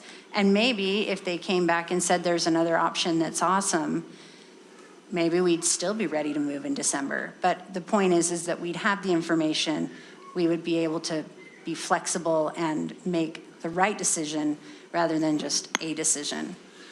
And thank you. I think, like Clark said, there are a lot of issues with the DLI program that have risen up over the last 15 years or so. So I think to be able to say we can resolve that issue and come up with the best answer by December. I would suggest that's already been done. What's that? I would suggest that's already been done. I mean, I think that's what Ben articulated, is that they've already made that attempt, even though it wasn't the primary objective of the PAC. Yeah. They did undertake that. It may be more anecdotally based, just as Julie, discovered for herself today in a conversation that took place at Lincoln. But if that's already taken place, what is there left to do in that regard? So I want to acknowledge the unsettling nature of this with DLI, but I agree we have to move forward and we got to create the best opportunity. We can't put these students, especially the non-language learners, into a cycle of 2 more years of waiting to improve their situation. That concerns me significantly. I agree. So I just have a comment. To me, the imbalance it creates with Mill Creek closing to Penn, I feel like I would like to see guardrails. Like, what are we putting in place to make sure we're not taking one problem and moving it again? I know you're saying it will take time, but are we putting some parameters in place so that we're not just putting this problem, just pushing the problem, instead of what guardrails are we putting up so we can focus on what it's creating in that school? Do you want to say the bad news, or do you want me to? Which part? Let me just say quickly that because of this position and looking at programs across the district for the last 8 years, I, of course, have been aware of some of the challenges of DLI and how that impacts our, what we say again, our small school concerns. So this has peeled back, I think, even a few more layers, and I would wholeheartedly support and encourage a closer look at how DLI programs are impacting schools overall, communities, our traditional, so-called traditional classes, because we don't have all the answers. I think we have made every effort that we possibly can, even though, again, as Ben said, this is not technically our purview, but to understand and to make good decisions and recommendations. To your answer, I think for me, I don't know if this is what you're talking about, Ben, but this is part of the commitment letter that has gone out to provide some of those guardrails and some of our words hold harmless wherever we possibly can, especially the traditional students in classes as much as possible. And I've heard the word subsidized used, but to provide those guardrails so that we don't make things worse. We do feel that in the short or medium to long term, these are good moves. Are they perfect? No. You've heard some of those reasons and rationales articulated tonight, and some we don't disagree with. We've heard these, but that's our current reality. So to be clear, just to spell it out, what was in that letter, what you're saying is at Penn, we will continue to have 2 non-immersion classes for those kids, yes? That would, so to your question and coming back to you. Can you, let him talk though. Question to the admin. We would want to provide the oversight and the support to the administration to ensure that we bring balance back to that program, which would mean future families who are not currently participating in DLI could potentially be restricted from participating. We would want to guarantee the families that are currently participating, we have to keep a commitment that was made to those families and their siblings, but at the same time, look to to restrict future access so that we can bring balance back to that program. Because with due respect to the administration that's been at William Penn and other places,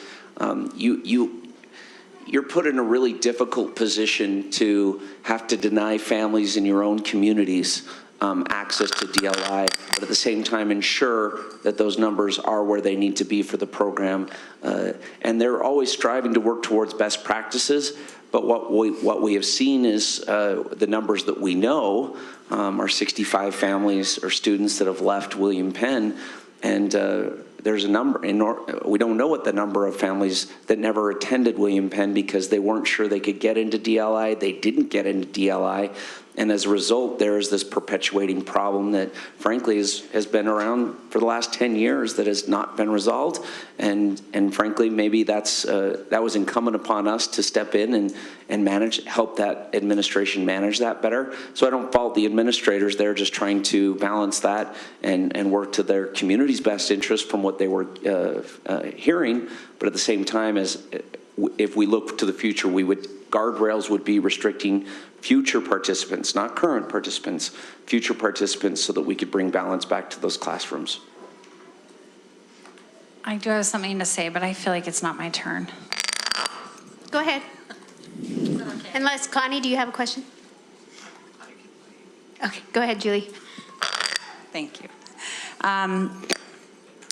Ben, with respect to that, currently what has been happening at William Penn is that if an in-boundary family does not get into the DLI program, their behavior has been that they leave the school.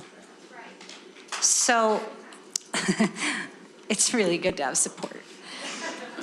So the question I have is that if we were to seek to balance out the program by limiting the DLI, how do you plan to handle this behavior, or how do you account for that in the plan?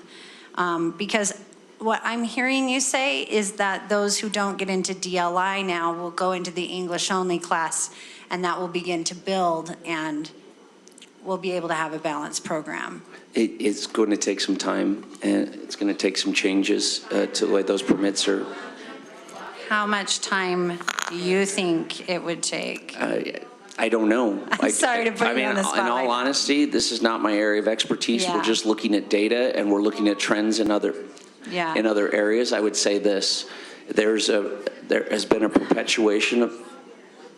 Yeah. There's been a perpetuation of the problem, and we have not resolved the inequities at William Penn and many other places. And so we need to go in and support the administration. We need to potentially look at restricting out-of-school permits and, frankly, out-of-district permits. Again, future permits, not current ones. We've made a commitment to those families. It is not our recommendation to rescind that commitment, even for out-of-district families. But that's going to take some time, and it's going to take changing the perception that English-only classes are not supported at William Penn, which is frankly what we're seeing in those communities. Or it needs to change that actually those classes do get the support. Correct. And so at first, that's going to be having some very small English classes to start, so that we're building those up and that families see that we are, in fact, supporting a balanced program. And that's why we talk about holding harmless and providing the supports necessary to get the program where it needs to be. Now, we have put in that letter an indication that some of this lies at the foot of the community and how they want to proceed. I sincerely feel like most of our administrators, and I've known everyone that has been at William Penn over the last 10 years since Patrick Flanagan, and I sincerely believe that they were doing what they felt was in the best interest and what the community wanted. But frankly, when you have 2/3 of your parents who are DLI, you're going to balance, it's hard to balance that against the third that are not. And so we need to provide that support at the district level if, in fact, that this is the decision.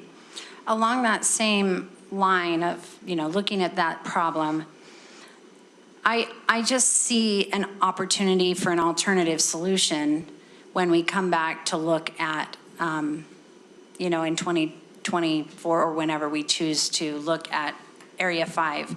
In that instead of kind of trying to little by little build up those English classes, Penn community, I don't know if I support this because I haven't studied it, but it seems like there's an opportunity there to possibly have a boundary change that would automatically put one class per grade of English-only kids at William Penn, which would immediately say to that Penn community, we have support here for our English only. Now, there are tricky things to that I don't know if that's a good idea or not. For example, I've heard a lot of Penn people say that 4 classes per grade really stretches their facility. I mean, there are a lot of questions that go into that issue. But my point is that if we were to fill Penn now, then that option really wouldn't be available later, unless we decided to study that area later and had kind of started this process of closing the DLI program and trying to control that population. I would say keep in mind that we're talking a commitment to the current 127 incoming, maximum incoming DLI students from Mill Creek to Penn. We don't know yet out of those how many will attend. We'll be doing We're going to maintain order, please. Thanks. In fact, we hope that after we do a survey in the next few days, we will see how many actually come to Penn. So we'll see. Do they have the option again, once those phase out over the next 3 to 4 years, and you say they don't have space, if those phase out and the school chooses not to continue to have 3 DLI classes per grade, then there would be space at that point. I think it's important to understand, just emphasizing what he just said, is that we had always intended to, once the decision was made, both at Spring Lane and some of these other places, go out and survey these families and really understand the scope of how many families would continue to proceed. It's our feeling that not all 127 at Mill Creek and at Spring Lane, we might see a boon from outside of the district at Spring Lane's program as it progresses to Oakwood. We've heard anecdotally some of that information, but we also didn't want to put a survey out previous to a recommendation being made, because certainly people would then accuse us of making a decision before a decision had actually been made, when really we're just seeking information. So we've kind of intended to just push off that survey and do it at this point in time, now that a recommendation is public. And that will give us a lot of good information moving forward about what the actual needs are and what those guardrails could potentially be. And we'll have those survey results before the December vote. That is the goal. Is that the goal? Well, and as a board, I think it's really important for us to remember too that we have, when we look at the percent of people who choose to permit, that's the word, the permit into a different school than their boundary school, we know that on the east side, that happens. It's a huge number of people, and I'm sorry I don't have that number in my head. But we know that is a huge number of people, and that is happening on the entire east side. So I really caution us to make a plan that that behavior is going to change over time. I feel like that's what you're saying, Ben. Well, there's two parts to that, yes and no. I would also indicate that your indication that we could come back and evaluate this at a future date, I think that was always our intent. We know that the data that we've given you and our projections are not 100% accurate. Nobody has that crystal ball. And so it would be entirely appropriate for us to look and evaluate at the success and the projections and where some of these schools balance out. We know there will need to be corrections made in future boundary studies. And what gives me caution is if we fill that school now, will we have options later? That's my caution. We still, as Steve's indicated, now we'll have better data here in another month. If 127 families come over, we know what that looks like. We don't know what the actual number will be. And so we would have a better... But we hope it's 127. We do. We want to support those families. We want them to be supported. But we also know that some of our families who are currently participate in DLI at William Penn, at Spring Lane, at any of our locations, if that program were to leave their school, they would not follow it. They're only participating by virtue of the fact that it's at their boundary school, and it's logical to assume that that would also be the case for Mill Creek, that 127.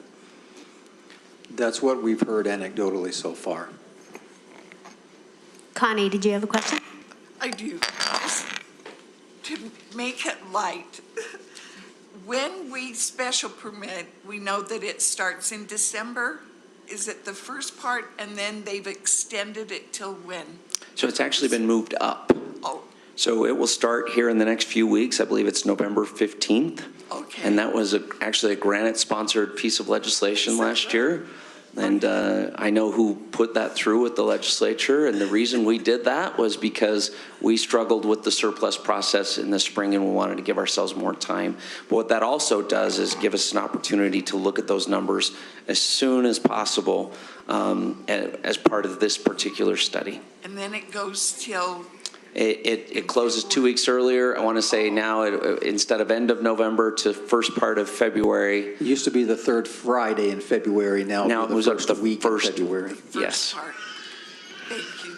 So when DLI students, if they're not within the boundary of that school, they all have to special permit and request a DLI? So because of this imposition that we are putting on these closed schools, we would look to grandfather those families who are currently participating in future siblings as they desire into these new school programs. Okay. So they would not have to special permit per se, no. Okay. And we might, by virtue of we have not worked out the technicalities of that process and what that looks like. So yes, that is our assurance. Do I know what that process looks like right now? No. Okay. Thank you. Nicole. I just want to, I think everybody's asked the questions about DLI, and I do want to just add my voice that I do have some serious concerns. I as well have had my students, my kids go through a DLI program, and I know the virtues and the vices of it. And I've taught at a school that has it, and currently teach at a school that has it as well. So I understand and I think it is something that as a board, we do need to look at, and we need to really take a good hard look at what's going on. That can't be done tonight in detail, but it is something that we definitely need to revisit, and we got to figure this out. So I'm going to step away from that for just a minute and go back to, Steve, I talked to you before as we went to the Bud Bailey apartments, and we did that open house, that meeting. And I asked you at that time to see if we could, it's a serious concern for me personally to know that community of immigrants who are, and they're refugees. Largely. That do not have, that are reliant mostly on public transportation, would have to take a 1.5 mile walk to Walker Elementary as it stands now, or if they want to special permit back to Moss, 1.5 miles that way. They would have to walk either way. These are kids who, they don't have transportation. If they miss, I can't imagine sending my kindergartner out the door to walk 1.5 miles to their elementary school. Right. Especially in the dead of winter. I've received assurances from Dr. Gaddy, Director of Transportation, that those students in that area would receive buses to Walker Elementary. Thank you. Otherwise, Dave and I were going to have a chat. Okay. That does, so that is for sure that they will get a bus from there to Walker as well? To Walker, yes.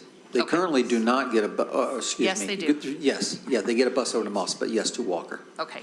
And I just want to say, we, and I'm going to say this without crying, I promise. We went to that Moss Community Council meeting, and I have to say how amazing those people were in that community was, because they sat there and they were crying because they wanted to keep those kids, and how amazing that was to see the absolute love that they have for those kids that have struggled so much. And I appreciate the support that Moss community has given to those kids.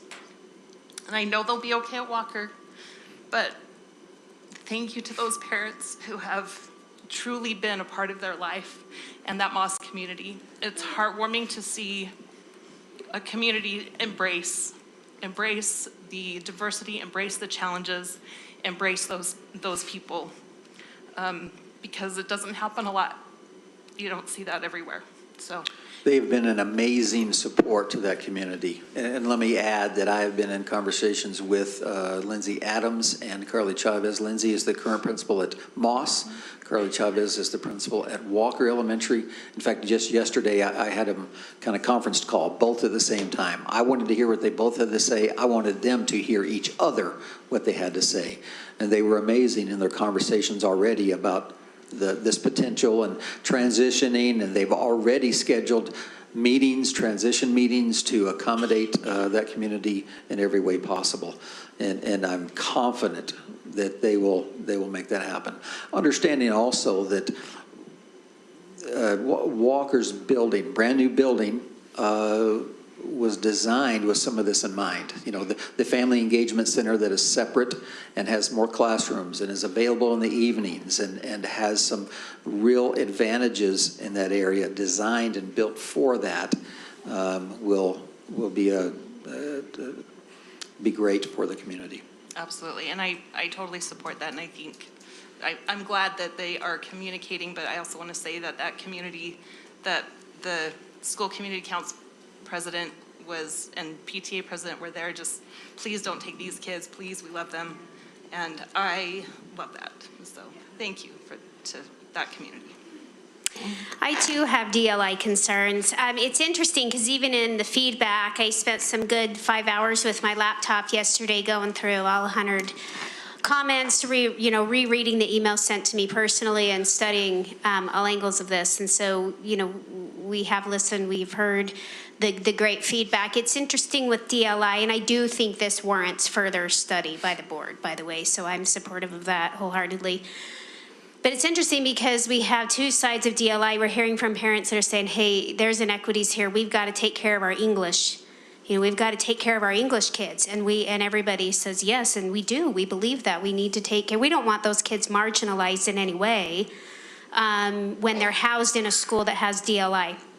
And then likewise, the flip side of that is we've heard comments saying, hey, we don't want you to take our DLI options away. We don't shut us out. We need to let everybody that wants DLI into DLI. And you can see the balance that board members are trying to make sense of that, because we're trying to find a way for those to coexist. And that's exactly what we've got to study. Because if most people want to be into DLI, that's going to boost their numbers. And then we have a marginalized English population. So I do think, I think that I love kids learning a second language. But I do think that's a concern that the board really needs to take under consideration to not marginalize those English-speaking classes. So I just want to throw in my 2 cents that we do need to look at the challenges and rewards and, you know, the strengths and weaknesses of DLI and have further deeper discussions on those details. Once again, Nicole already said, not necessarily, we don't have that data in front of us tonight, but we need to take a deep dive there. Terry, you put down your mic. Comment. First of all, thank you for being here and staying for the whole meeting. A lot of times people leave early, but we're glad that you came. And I want to thank our staff. I think all of those in our education community have done an amazing job. They've done the best that they could with the assignment that they were given, I believe, and I appreciate that. I've sat here for a few years. There's 2 things that I've learned. Number one, well, let me say that these are difficult decisions. I hope you realize that. And just as frustrated and concerned as you are, we as a board we're struggling too. And I hope that you understand that. Which leads me to the 2 things that I've learned. First of all, I've learned that no one loves their child more than you parents. And I honestly believe that. And I know that every one of you want what's best for your child and even your community. And I applaud you for that. And I hope you realize that we need you as parents. We need that love and support. And I congratulate you. Even though these are difficult decisions, I hope you realize that we know that you love your children. The second thing I've learned is that our educators, and I can speak for Granite School District especially, love your children also. Not as much as you as parents love your children. But our educators are amazing people. And they want to do what's best for your children. We want to also. A few years ago, a bond was passed, which enabled us to look at and consider our buildings, whether rebuilding or remodeling, updating, whatever. And we appreciate that the majority of the people in Granite School District voted to pass that bond as we went out. And it was a difficult decision. But one of the things that, as we went out, a big majority of that population of all the district indicated we support the bond, but if the population of our district is going down, and we don't want you to just build a new school where there's an older school, if it would be better to close it. And so we took that to heart, and we've had to close some schools, and we're talking about school closure now, but it's difficult. But in that process, we've looked at it. We've learned that smaller populations, it's hard for kids. Academically, it's better for the population to be bigger so that we can provide more teachers per grade level. And so we are having to look and make difficult decisions, and we'll make those. but please know that we respect that you love your children. We love your children too.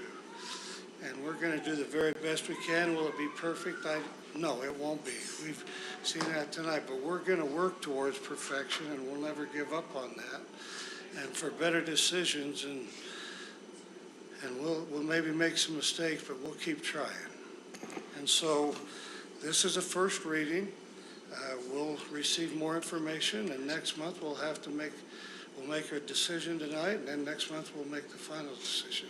But please know that we respect how much you love your children. Please know that we love your children too. And we want what's best for everyone, all populations in the district. So with that, I would like to make a motion that we accept the PAC's recommendation for option 3C, which is the closure of Twin Peaks, Spring Lane, and Mill Creek Elementaries. I'll second. We have a motion and a second. Further questions from the board? Julie. I have another question, and then I also have some comments before we actually vote. But Ben, back to you. Sorry you're always in my hot seat. I'm going to move over there so I'm not in your direct line of sight. I 'Cause know. I think that's what it's about. But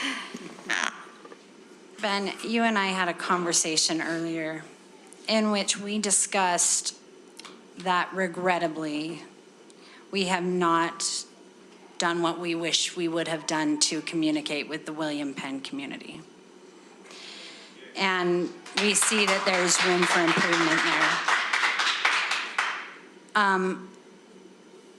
I'm not sure that you have an answer to this question, so maybe I'm not going to use it as a question. I'm just going to say the comment.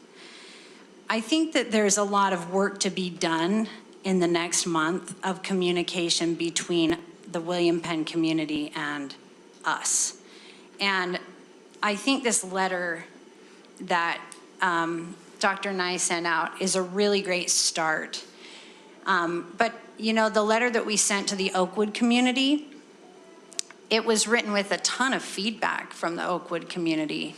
And in fact, I think that because of the things that we heard from them, we realized the need for the letter.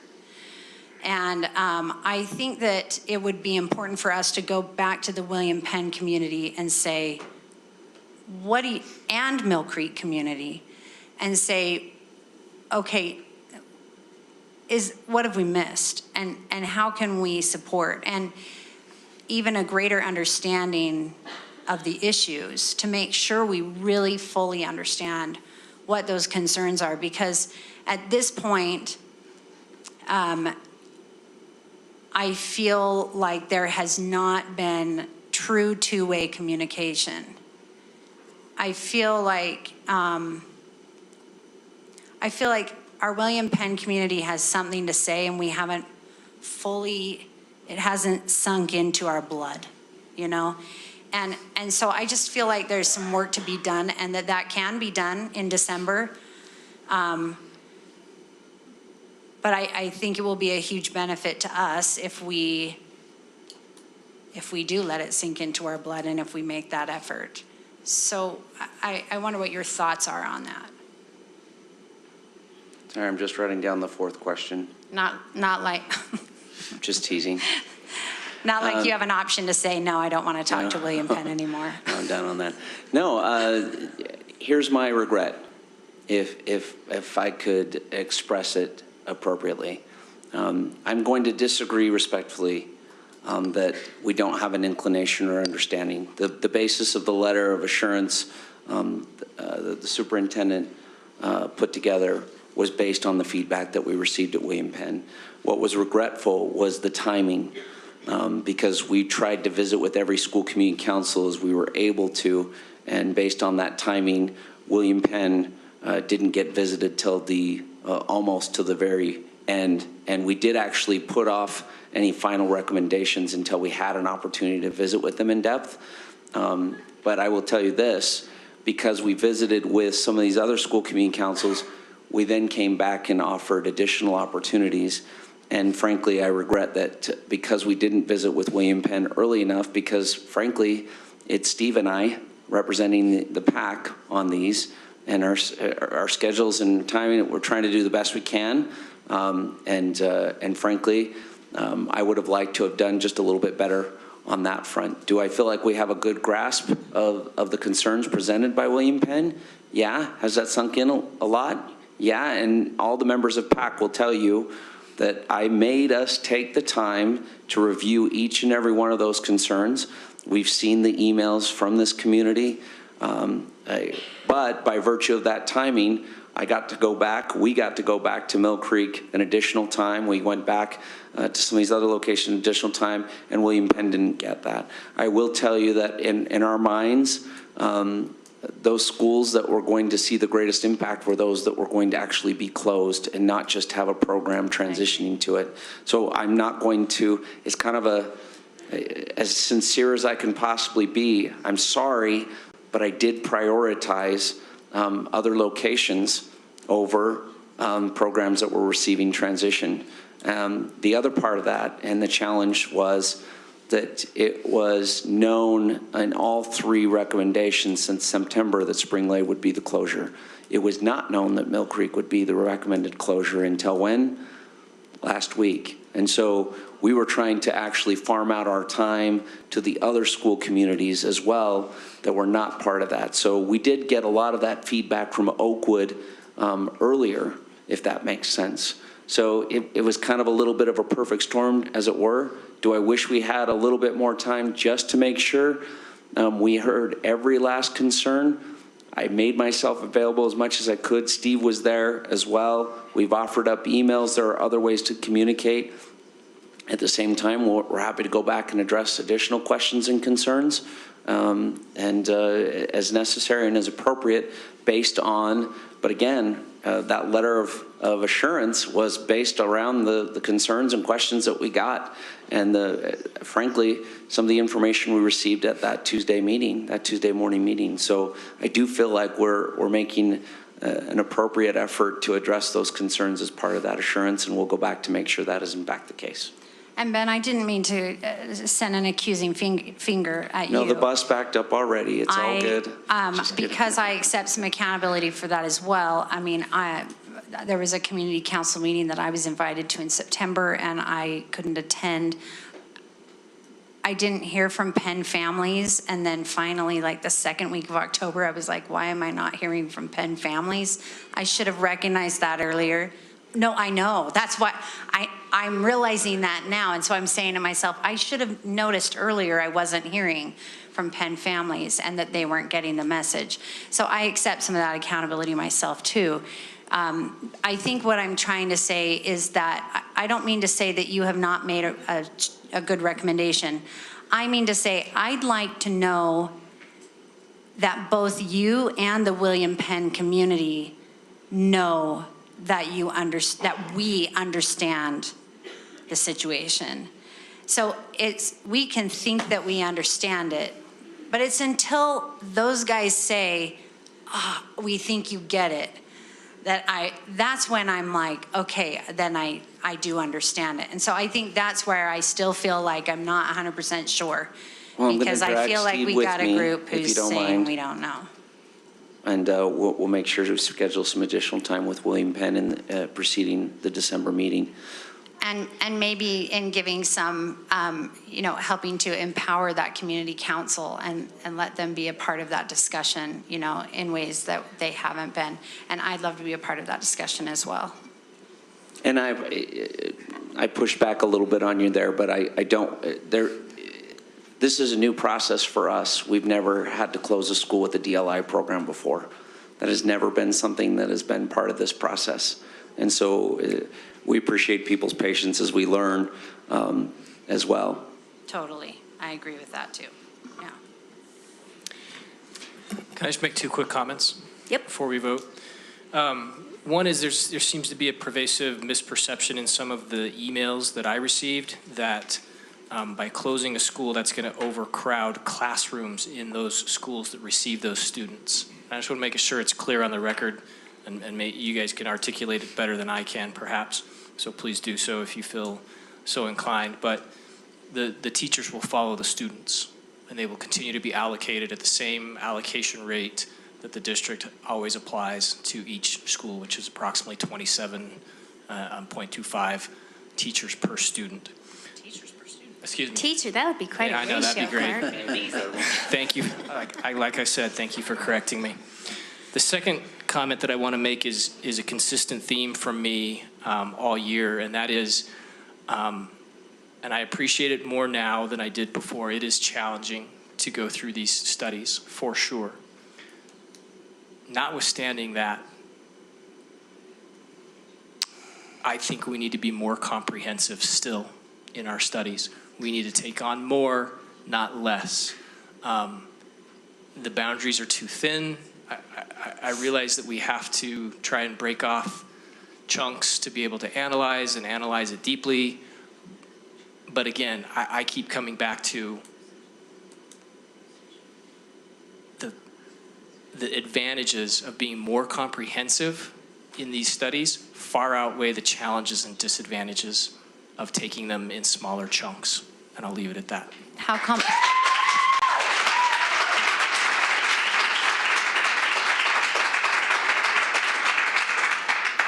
Clark, how comprehensive do you want to be? I would advocate being comprehensive district-wide. Going a district-wide elementary, junior high, high school? That's a big discussion. Let me tell you some of the problems with that. So right now, with touching even, just think of how many meetings, it's been 90 meetings.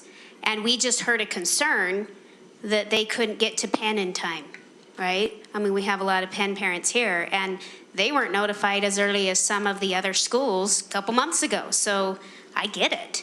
I understand that frustration and the viewpoint, and so how do you get to 60 schools? That point is not lost on me, for sure. Okay, so And that's kind of my question. It couldn't be done in the same pathway of a Depth. 12-month study, and perhaps not at the same depth. So there would be give and take in that kind of an approach. Yeah. But I'm still concerned that when we isolate certain silos, we are shooting ourselves in the foot by not being able to examine nearby borders and taking a more comprehensive approach that way. And can I clarify, will you answer my question? Are you talking about district-wide elementaries, junior highs, and high school? I don't know, I guess is my answer. I think that's a great answer. You know what I mean? That's a fine I think it's a fair question, and I'm not sure. Yeah. My inclination is to bite off more and as much as possible and be as comprehensive as possible, but that would have to be assessed, right? Could we take on a study that did that at all three levels? I don't know. I'd like to talk about it and see if we could. I just want to point out that we are going to talk about the process in January, so this might be something better revisited then. That's fair. I just want to mention that a few years ago, many years ago, we tried that, and the problems after it was all done and the boundaries were just crazy, that it is huge. It's almost, you can't do it in a fair way. And finally, it was, change this street to this street. Yeah, it has to be almost in a smaller way to make the boundaries. I hear you, and I understand that what I'm suggesting is equally not perfect.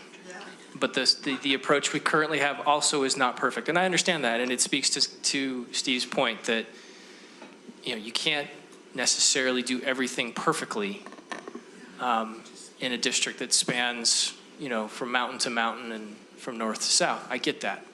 I'm still not convinced we can't be more comprehensive still. Even if we're going to divide it up into certain chunks, I'm still not convinced we can't still take on a more comprehensive study as we move forward.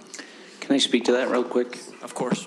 And Clark, I respect your opinion tremendously, and I think we would all like to rip off the Band-Aid and consolidate this process to the extent that we can. But if the board chooses to pursue that, and we'll obviously have a more lengthier conversation about this in the future, but I did want to speak for the voices of those who are not here, who have the greatest impact on them, and that is Steve's wife and my wife and children. And this has been a challenging year. This has been a really hard 10 months. And to go and try and empathize and listen to the questions and concerns and make sure that I understand how unique and special the qualitative data that is such a key part of this, and making sure that's advocated appropriately to our PAC members. I questioned whether we would get through this year at some points, and there's a great deal of relief that we're here at this point and at this time, but Steve and I have reflected multiple times we just cannot do this again. We need more resources either to be able to take that on. And so in behalf of my wife and children, even last night, trick-or-treating, I took calls on this. So it's had a negative impact, and I just appreciate that. I wanted that on the record, frankly. Thank you. Thank you. Good job, Ben. Thank you. All right, we do have a motion and the second on the table to approve the PAC recommendation 3C to close Twin Peaks, Spring Lane, and Mill Creek Elementaries. We do have a second. Any further questions? I have comments. Okay. Sorry, I thought you gave me the look like you were done, but I am never done, Karen. I just think it's really important to recognize the efforts of our community. There's been so many people, and like as I look into this audience, so many people who put hours and hours and hours into making sure that we knew what we're talking about. And I really appreciate it, and I just wanted to recognize it for a minute. At William Penn, we learned the impacts of the way that things are working on their marginalized English-only population. This is just the #1 thing that I learned from each school. I learned many things. Mill Creek, I learned the impact of Spanish DLI on their Spanish speakers, their native Spanish speakers. At Oakwood, we learned the importance of unity, and as they started to talk to us about how this would impact their school and their class size, that's when we started realizing, oh, we need to make sure that we're going to come in and support this. I mean, we learned that from the community. Woodstock came to us and talked about capacity and showed us how that was problematic, which led to that Oakwood part of the boundary being pushed back to Oakwood. Spring Lane, I know this seems like the dumbest thing, that it's my top priority, but it was so touching to me, the story of the ducks. They have these ducks at Spring Lane, and they are a huge part of the school. And it's those little things that make it a crushing thing to close a school. I've thought about those ducks more times. I've dreamt about those ducks. At Lincoln, I learned about the importance of how mobility of students impacts every single boundary study that we do. And at Wilson, I learned at Wilson, they had just a few years ago around 600 students, and now they have 300. And their plea for more students, their discussion of how they could not do their job well enough at 300 students versus 600 students really impacted me. At Moss, we learned about the importance of advocating for the Bud Bailey crew. At Twin Peaks, we learned that those who are in the special needs program there needed to be in classrooms that had attached bathrooms, which was something we didn't know. So thanks to them for sharing that. And at Walker, we learned that they can take any amount of kids, but here are the resources that they're going to need if we think that we want them to do a good job. And so after the many conversations, the many emails, the lunches, the time at coffee, I sat at every single school during lunchtime to talk with their staff about how this would impact their schools. And the amount of things that we learned that have changed our behavior is really impactful to me. And so I want to very much spend a heartfelt thank you to all of those people who have sent that help, because we're going to make a very hard vote here, and it's not a perfect vote. And it is Mayor Silvestrini from Mill Creek in the Mill Creek Elementary breakfast that we went to said one thing he didn't anticipate about his position is that in order to help the greater good, you were sometimes going to have to hurt some people. And that's how it feels to me today. And so the goal here is that we're going to vote for what we think will help the most amount of people. But we do know that it will cause some hurt, and we regret it. So I just wanted to share that. Sorry, one quick comment. Ben or someone, could you clarify procedure or policy? What is the difference between a first reading and the final action? What can happen in between, but what does a first reading mean? It's come up a lot. I know some people might not understand that are watching or following now. Sure, there's actually a couple of components and requirements of the statute, and I'm going to ask Doug Larson if I say something wrong to either correct me or feel free to come up here and chime in as well. There's a difference between what we call open comment time that we offer in every single meeting. Under the statute, we're required to offer that at both meetings that the studies are presented at. So we did offer that obviously earlier in the meeting, but obviously everybody chose to speak during the public hearing portion. We're actually only required to do one public hearing. We have chosen as part of our process and policy to have 2 public hearings just to make sure that every comment and concern is presented and has opportunity to have voice. This first reading vote is just a simple requirement of first step in action.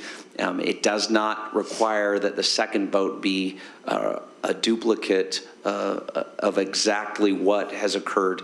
So my point is the board can choose to make changes to this recommendation between the first and second reading. You are not beholden to vote for this second reading based on what the first reading's vote was, if that makes sense. Yep. Did I miss anything, Doug? All right, we have a motion as clearly stated and a second. All in favor, say aye. Aye. Any opposed? Motion carries unanimously. Sincere thanks for everybody coming here for tonight. This is a very hard thing. We recognize it's a hard thing for you. It really weighs on our hearts, and we send our deepest gratitude to Ben and Steve. We know it's been taxing not only on you and your families, but your families, as well as, not to be left out, Gaina and Julianne, all you guys that are equally there at all these meetings, recording minutes. And so we sincerely appreciate and recognize that it's been a tough 10 months.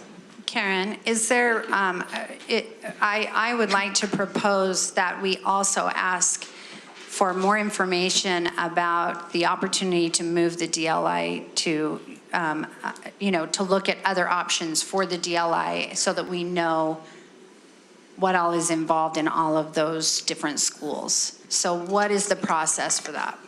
Rich is pulling down his mic. Yeah, staff will be prepared to address that topic at length in our December meeting to help illustrate those points, as well as the ongoing commitment per those assurances to make sure that we are creating those robust programs that we need our children to have. Okay, thanks a lot. Awesome. Do you want a 5-minute recess? Sure. Yep. We will adjourn. What time is it? Let's adjourn at 10:55. Re-adjourn. You mean come back at 10:55? Yes. Rejourn. You said rejourn. Re-adjourn. Okay. I probably said return, but I meant re-adjourn. Right, got it.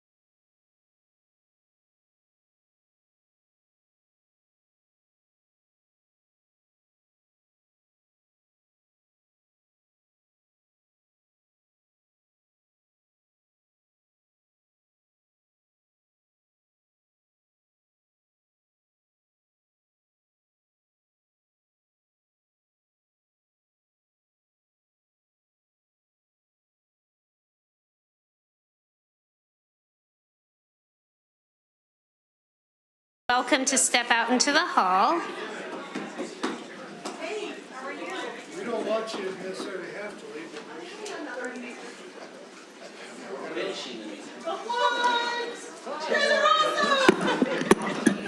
We're still going strong.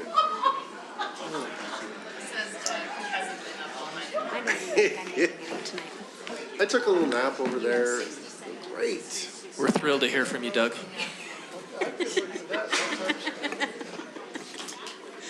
All right, we're going to go ahead and reconvene. Next on our agenda, we have another first reading, a second, a second first reading, I guess, and it is some HR. We have 2 HR policies, a non-discrimination in employment and a reduction in force. We'll turn the time over to Doug. Thank you, board members. These are part of our ongoing saga of redoing our human resources policies. These are just the next 2 in line. And the first one is the non-discrimination in employment policy.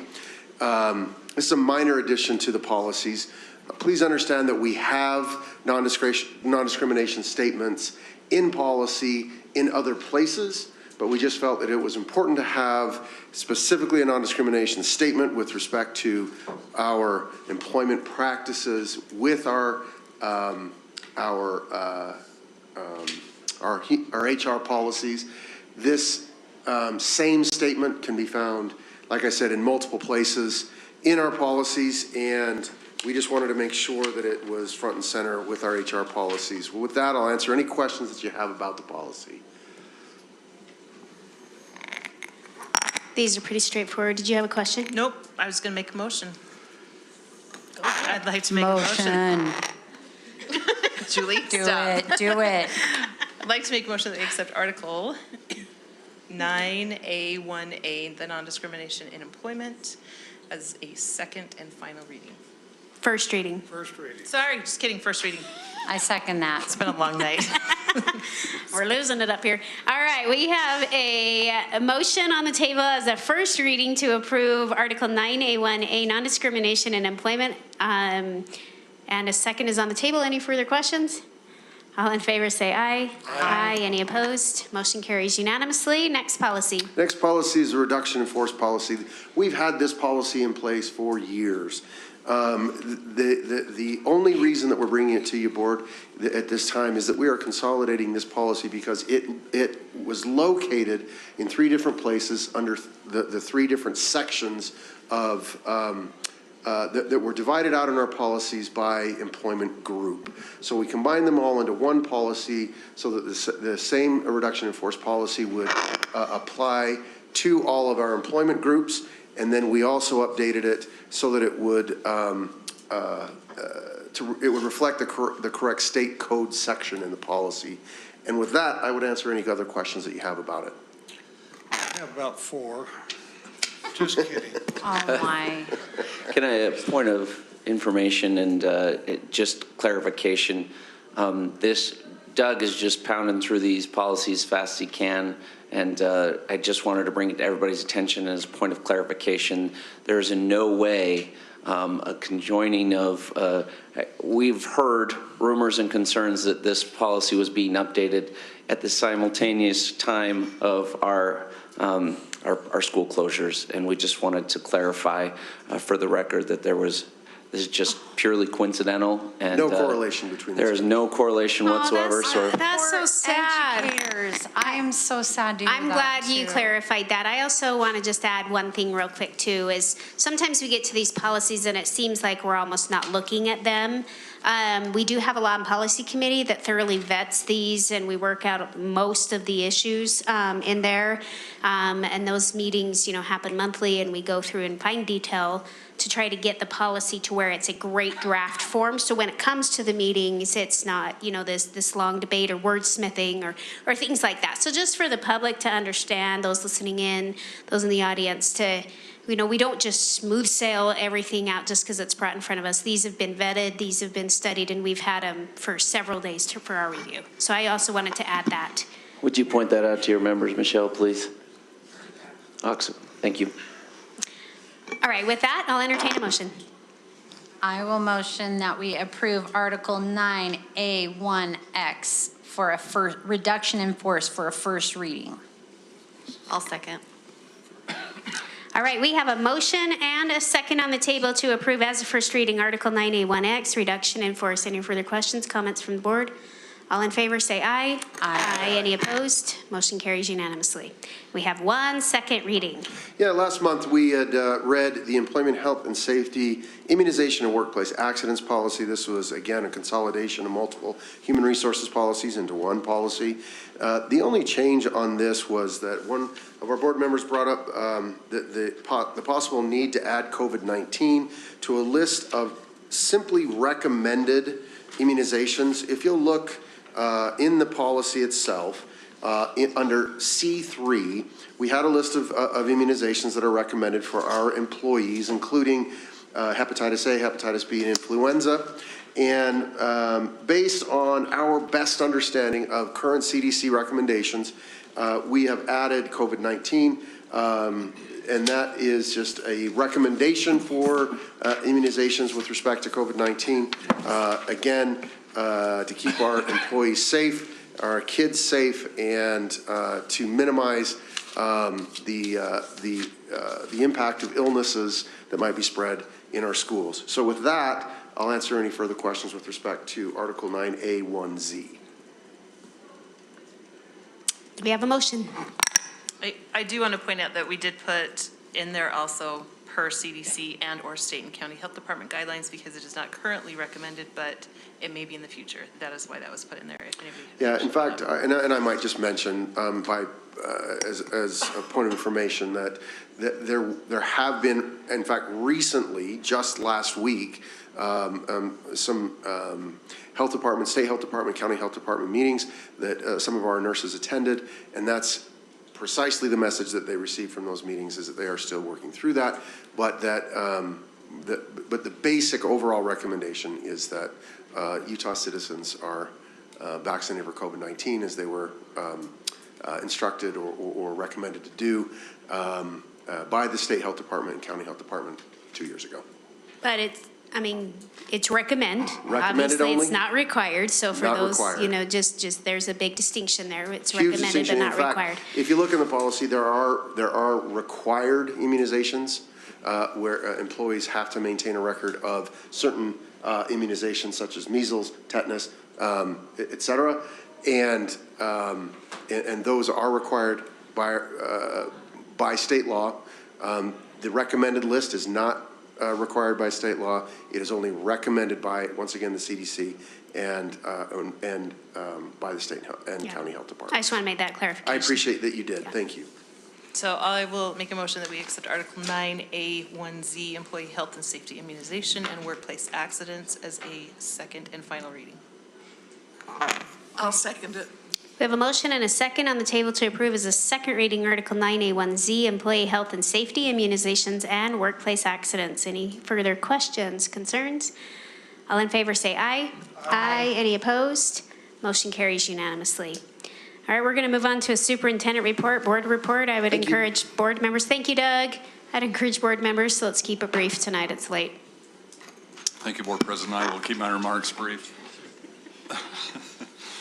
I just want to acknowledge a couple things, right? The good work that is occurring in our schools, and we recognize some of the schools this evening for being the highest achievers in the median growth percentile, which is a worthy designation to be sure. I just also point out that across all of our schools, there's amazing things that are occurring and worthy of celebrations, and our principals working with their teachers and staff, their community members are celebrating those things regularly. And we'll see in a coming day in a much more broad and in-depth report where we've seen other schools that have had significant increases in growth percentiles year after year, as well as increases in proficiency. In some cases, in some of our schools, double-digit % increases from one year to the other. And given the impacts that we all know, and we talk about what that has meant over the last 2.5 years, I'm grateful to report that we are seeing tremendous work, and it is showing up in student impact data, as well as a continued effort this year to continue to build on those successes. And so we'll go into greater detail at another time what those successes are. With that, Board President concludes my report. Awesome. Thanks, Rich. All right, Clark. Thank you. Wouldn't it be ironic if I took a really long time tonight? It would be so ironic. I just want to say one main thing tonight. I had the chance to also attend the meeting at the Bud Bailey Apartments, and I don't mean to make this comment about me in any way, shape, or form, but I have traveled the world professionally and been in a lot of cities that pride themselves on being a melting pot of sorts. And I've never experienced anything quite like what I experienced at that community meeting with the refugees that live in our neighborhoods. It was profound and impacted me personally quite greatly. So I wish everybody was still here to hear more about that that event, because it was incredible. And I think about those students and their needs constantly, but I don't stop thinking about the needs of all of our students at the same time. So I'm not one to go on and on about thanking people ever, frankly. And maybe that's wrong by me, but tonight I do express thanks to Ben and to Steve for all of their hard work. I am personally exhausted, not just because of tonight, but in this process, and I recognize that you are far more than I. Thank you. I just told my PTA friends I wasn't going to cry. So I'm not. I just want to say that as a board member, that's probably the hardest thing I've had to do, is close the school. Yeah. Not crying still, but my heart goes out to those students that are impacted by this, because our goal is to have positive impact on all our students, and that's really hard to do when you have too small of a school to give them what they need. And so I hope those communities know that this was not light, this was not easy, this was not ideal, but I feel like their communities will benefit from this, and if they embrace it, it can be a really good positive change for some of our schools that need some changes. And just shout out quickly to my schools. I got to attend a few different schools, and as I thought about the school closing, I looked at my own community, and man, there's changes that need to be made all through our district, and I just want to make sure that everyone knows that, you know, a good working board does the best they can for our schools in all parts of our district. So, and also Steve and Ben, a world of thanks to you and your families for that hard work that's been into this. And I think sometimes we don't realize how lucky we are to have the employees we have in our district that are doing hard work for us, so we don't have to do that legwork. So thank you very much. I just want to echo, thanks is not enough. I feel like we owe you like 5,000 Diet Dr. Peppers, but thank you for all the hard work that you guys have both done, and the hours and hours and hours, and maybe what we can do for your wives. Just two things that were really significant this month that I wanted to, first of all, say thank you to our PTA, and I am a member of 3 PTAs. But thank you for the invitation. My husband is a member of 3 PTAs, and my 2 children who are at the PTSA's schools are also members. So, but what you do is an amazing thing. I just got done. I was in charge of Red Ribbon Week at my daughter's school for hopefully the last time. She's in 5th grade, so she's going to be moving on. But the significant thing was I invited the city council members and police officers from our community to come out and visit with the kids and give them a bracelet and talk about being drug-free. And I wanted to share this one experience that we had a little girl that, as we sat by her 3rd grader, she looked over at the police officer and she was just terrified. And that's part of the reason why we do this, is because we want to build those community connections. And so we invited her to come over to the police officer and have a chat with him and just see that he really wasn't scary and that wasn't, to hopefully help her feel confident that if there was a problem that she could go to a police officer. And I think that's really the reason why we do that. I also wanted to share, we went to Taylorsville City hosted a trunk or treat, and I asked if we could go as representatives of Granite School District, and Ben and his peeps, gave me some things to pass out, and Connie was there. Karen was unable to make it because of her family situation that happened, but they gave us Safe UT cards, and it was worth everything just to have this one experience where a girl came by. I would ask the teenagers, do you guys have a cell phone? Do you know the Safe UT app? And I would tell them about the Safe UT app. And this one teenager said, you mean this is where, like, if I have a friend who's cutting herself because of some stress and everything, that this is, I can call this app, or I can use this app. And I said, yes, that's it. And even if it helps one kid, if that effort helped one kid, I appreciate that. So thank you for helping us get that coordinated, Ben and Darla. And I think it is, even if it's just one kid, that's why we're here. We're here to make an impact for those kids. So that's my report. Connie? Thanks, Ben and Steve. I only went to a few, I'm sure, of the meetings, and I felt like there were a lot, but I enjoyed going and listening and trying to understand from the patrons themselves. And so thank you for the time, and hopefully we don't have this, I'm not even going to say, we'll just prepare for next year and it will be all right. At the Halloween thing, they also gave us the app that you did, Ben, the app flyer for parents. And I was amazed at how many of the parents said, oh, thank you, that they could see what apps the kids were used to or could use. So I appreciate that. Good luck. I hope you get some rest tonight and the rest. He's older and he needs more rest. Thank you. So you've been lying to him all the time when you've told him that you're the same age? That's exactly right. Julie? Sincerest thanks, Ben and Steve. I feel like I just sincerest thanks. And yeah, that was hard. That's rough, and I'm really tired, and I can only imagine how tired you guys are. So thanks for your efforts. Terry? Well, I wasn't going to thank Ben and Steve, but I better. No, sincerely, thank you. I thought, I know that what you've done has been a great sacrifice to your families also, please. And thank you. I'm honored to work with such great people. I'm honored to be a part of a board that's, I think, wonderful and has the courage to do what we have to do, even though it's hard. So thank you. I'll see you this third week, won't I, before Thanksgiving. So I'll wish you happy Thanksgiving. And everyone vote.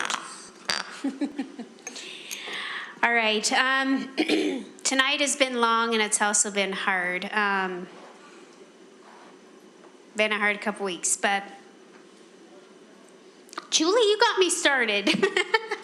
I'm not emotional because of the decision. I'm emotional because of those two and their effort. I understand that. I'm inspired by that. Yep. It is inspiring. So so when I have anxiety, and I know some bigs come in my tummy, it goes to my tummy and it just kind of circles, and that's been today. And it kind of made me reflect, and I think board members, we all have anxiety in different ways, but this has been a tough vote, one that we frankly dread. But that's what we're elected to do. We're elected to make hard calls. And it's hard. And it is really tough. So today, as I was like, oh, I just don't feel that good. You know, I know I've got a hard choice to make tonight. And it reminded me the last time I really felt that level of anxiety was July 2020. We were in the midst of the pandemic, and I literally lost sleep as knowing that the next day we were voting to put teachers back into the classrooms. Unprotected, protected to the best of our ability with HVAC systems and circling air and all those good things, but unprotected because the vaccine was not there yet. And that gave us great anxiety as well. We knew that we needed kids to be in the classroom because that's where they learned. But we knew we were putting our teachers into classrooms without the protection of a vaccine. I didn't really sleep that night before the vote, and it's been really difficult this week as this has weighed heavily on our minds. And so those two things have been batting around my head over the last 24, 48 hours, knowing, man, sometimes it looks like we're up here and we're making hard choices, and yeah, that's nice and all, but we're also humans. We're human beings. We have emotions. We have feelings. We know we're each connected to our own school communities, our precinct schools. We know we also represent schools east to west as well. And so I hope the public truly understands that we take these hard votes seriously, and they hurt us too. Even if it's not our neighborhood school, it does hurt us too, and we internalize that, and we recognize that. On the other side of that, we hope people are willing to embrace change, and instead of fighting against the wave, ride the wave. And we'll get further together riding the waves as we work out some of these bugs and get a little bit more clarification moving forward. So I've had a great time being out in my own schools, visiting community councils, making connections with those parents, those families, so we can have feedback and information flowing both ways. It's been amazing. I got to tour Robert Frost's after-school program. The things they're doing there are fantastic. That's just one small example, but I just mainly want people to know how hard tonight's vote is and was for us. So with that, I will entertain a motion to adjourn. A motion that we adjourn. I second. All in favor, say aye. Aye.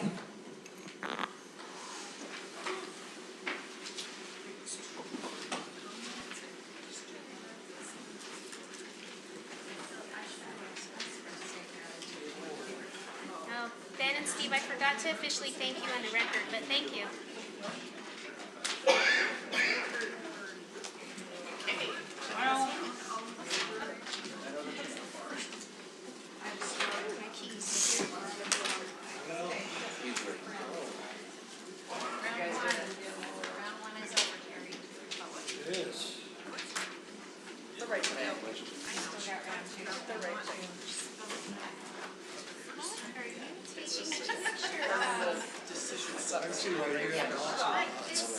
Staying under there.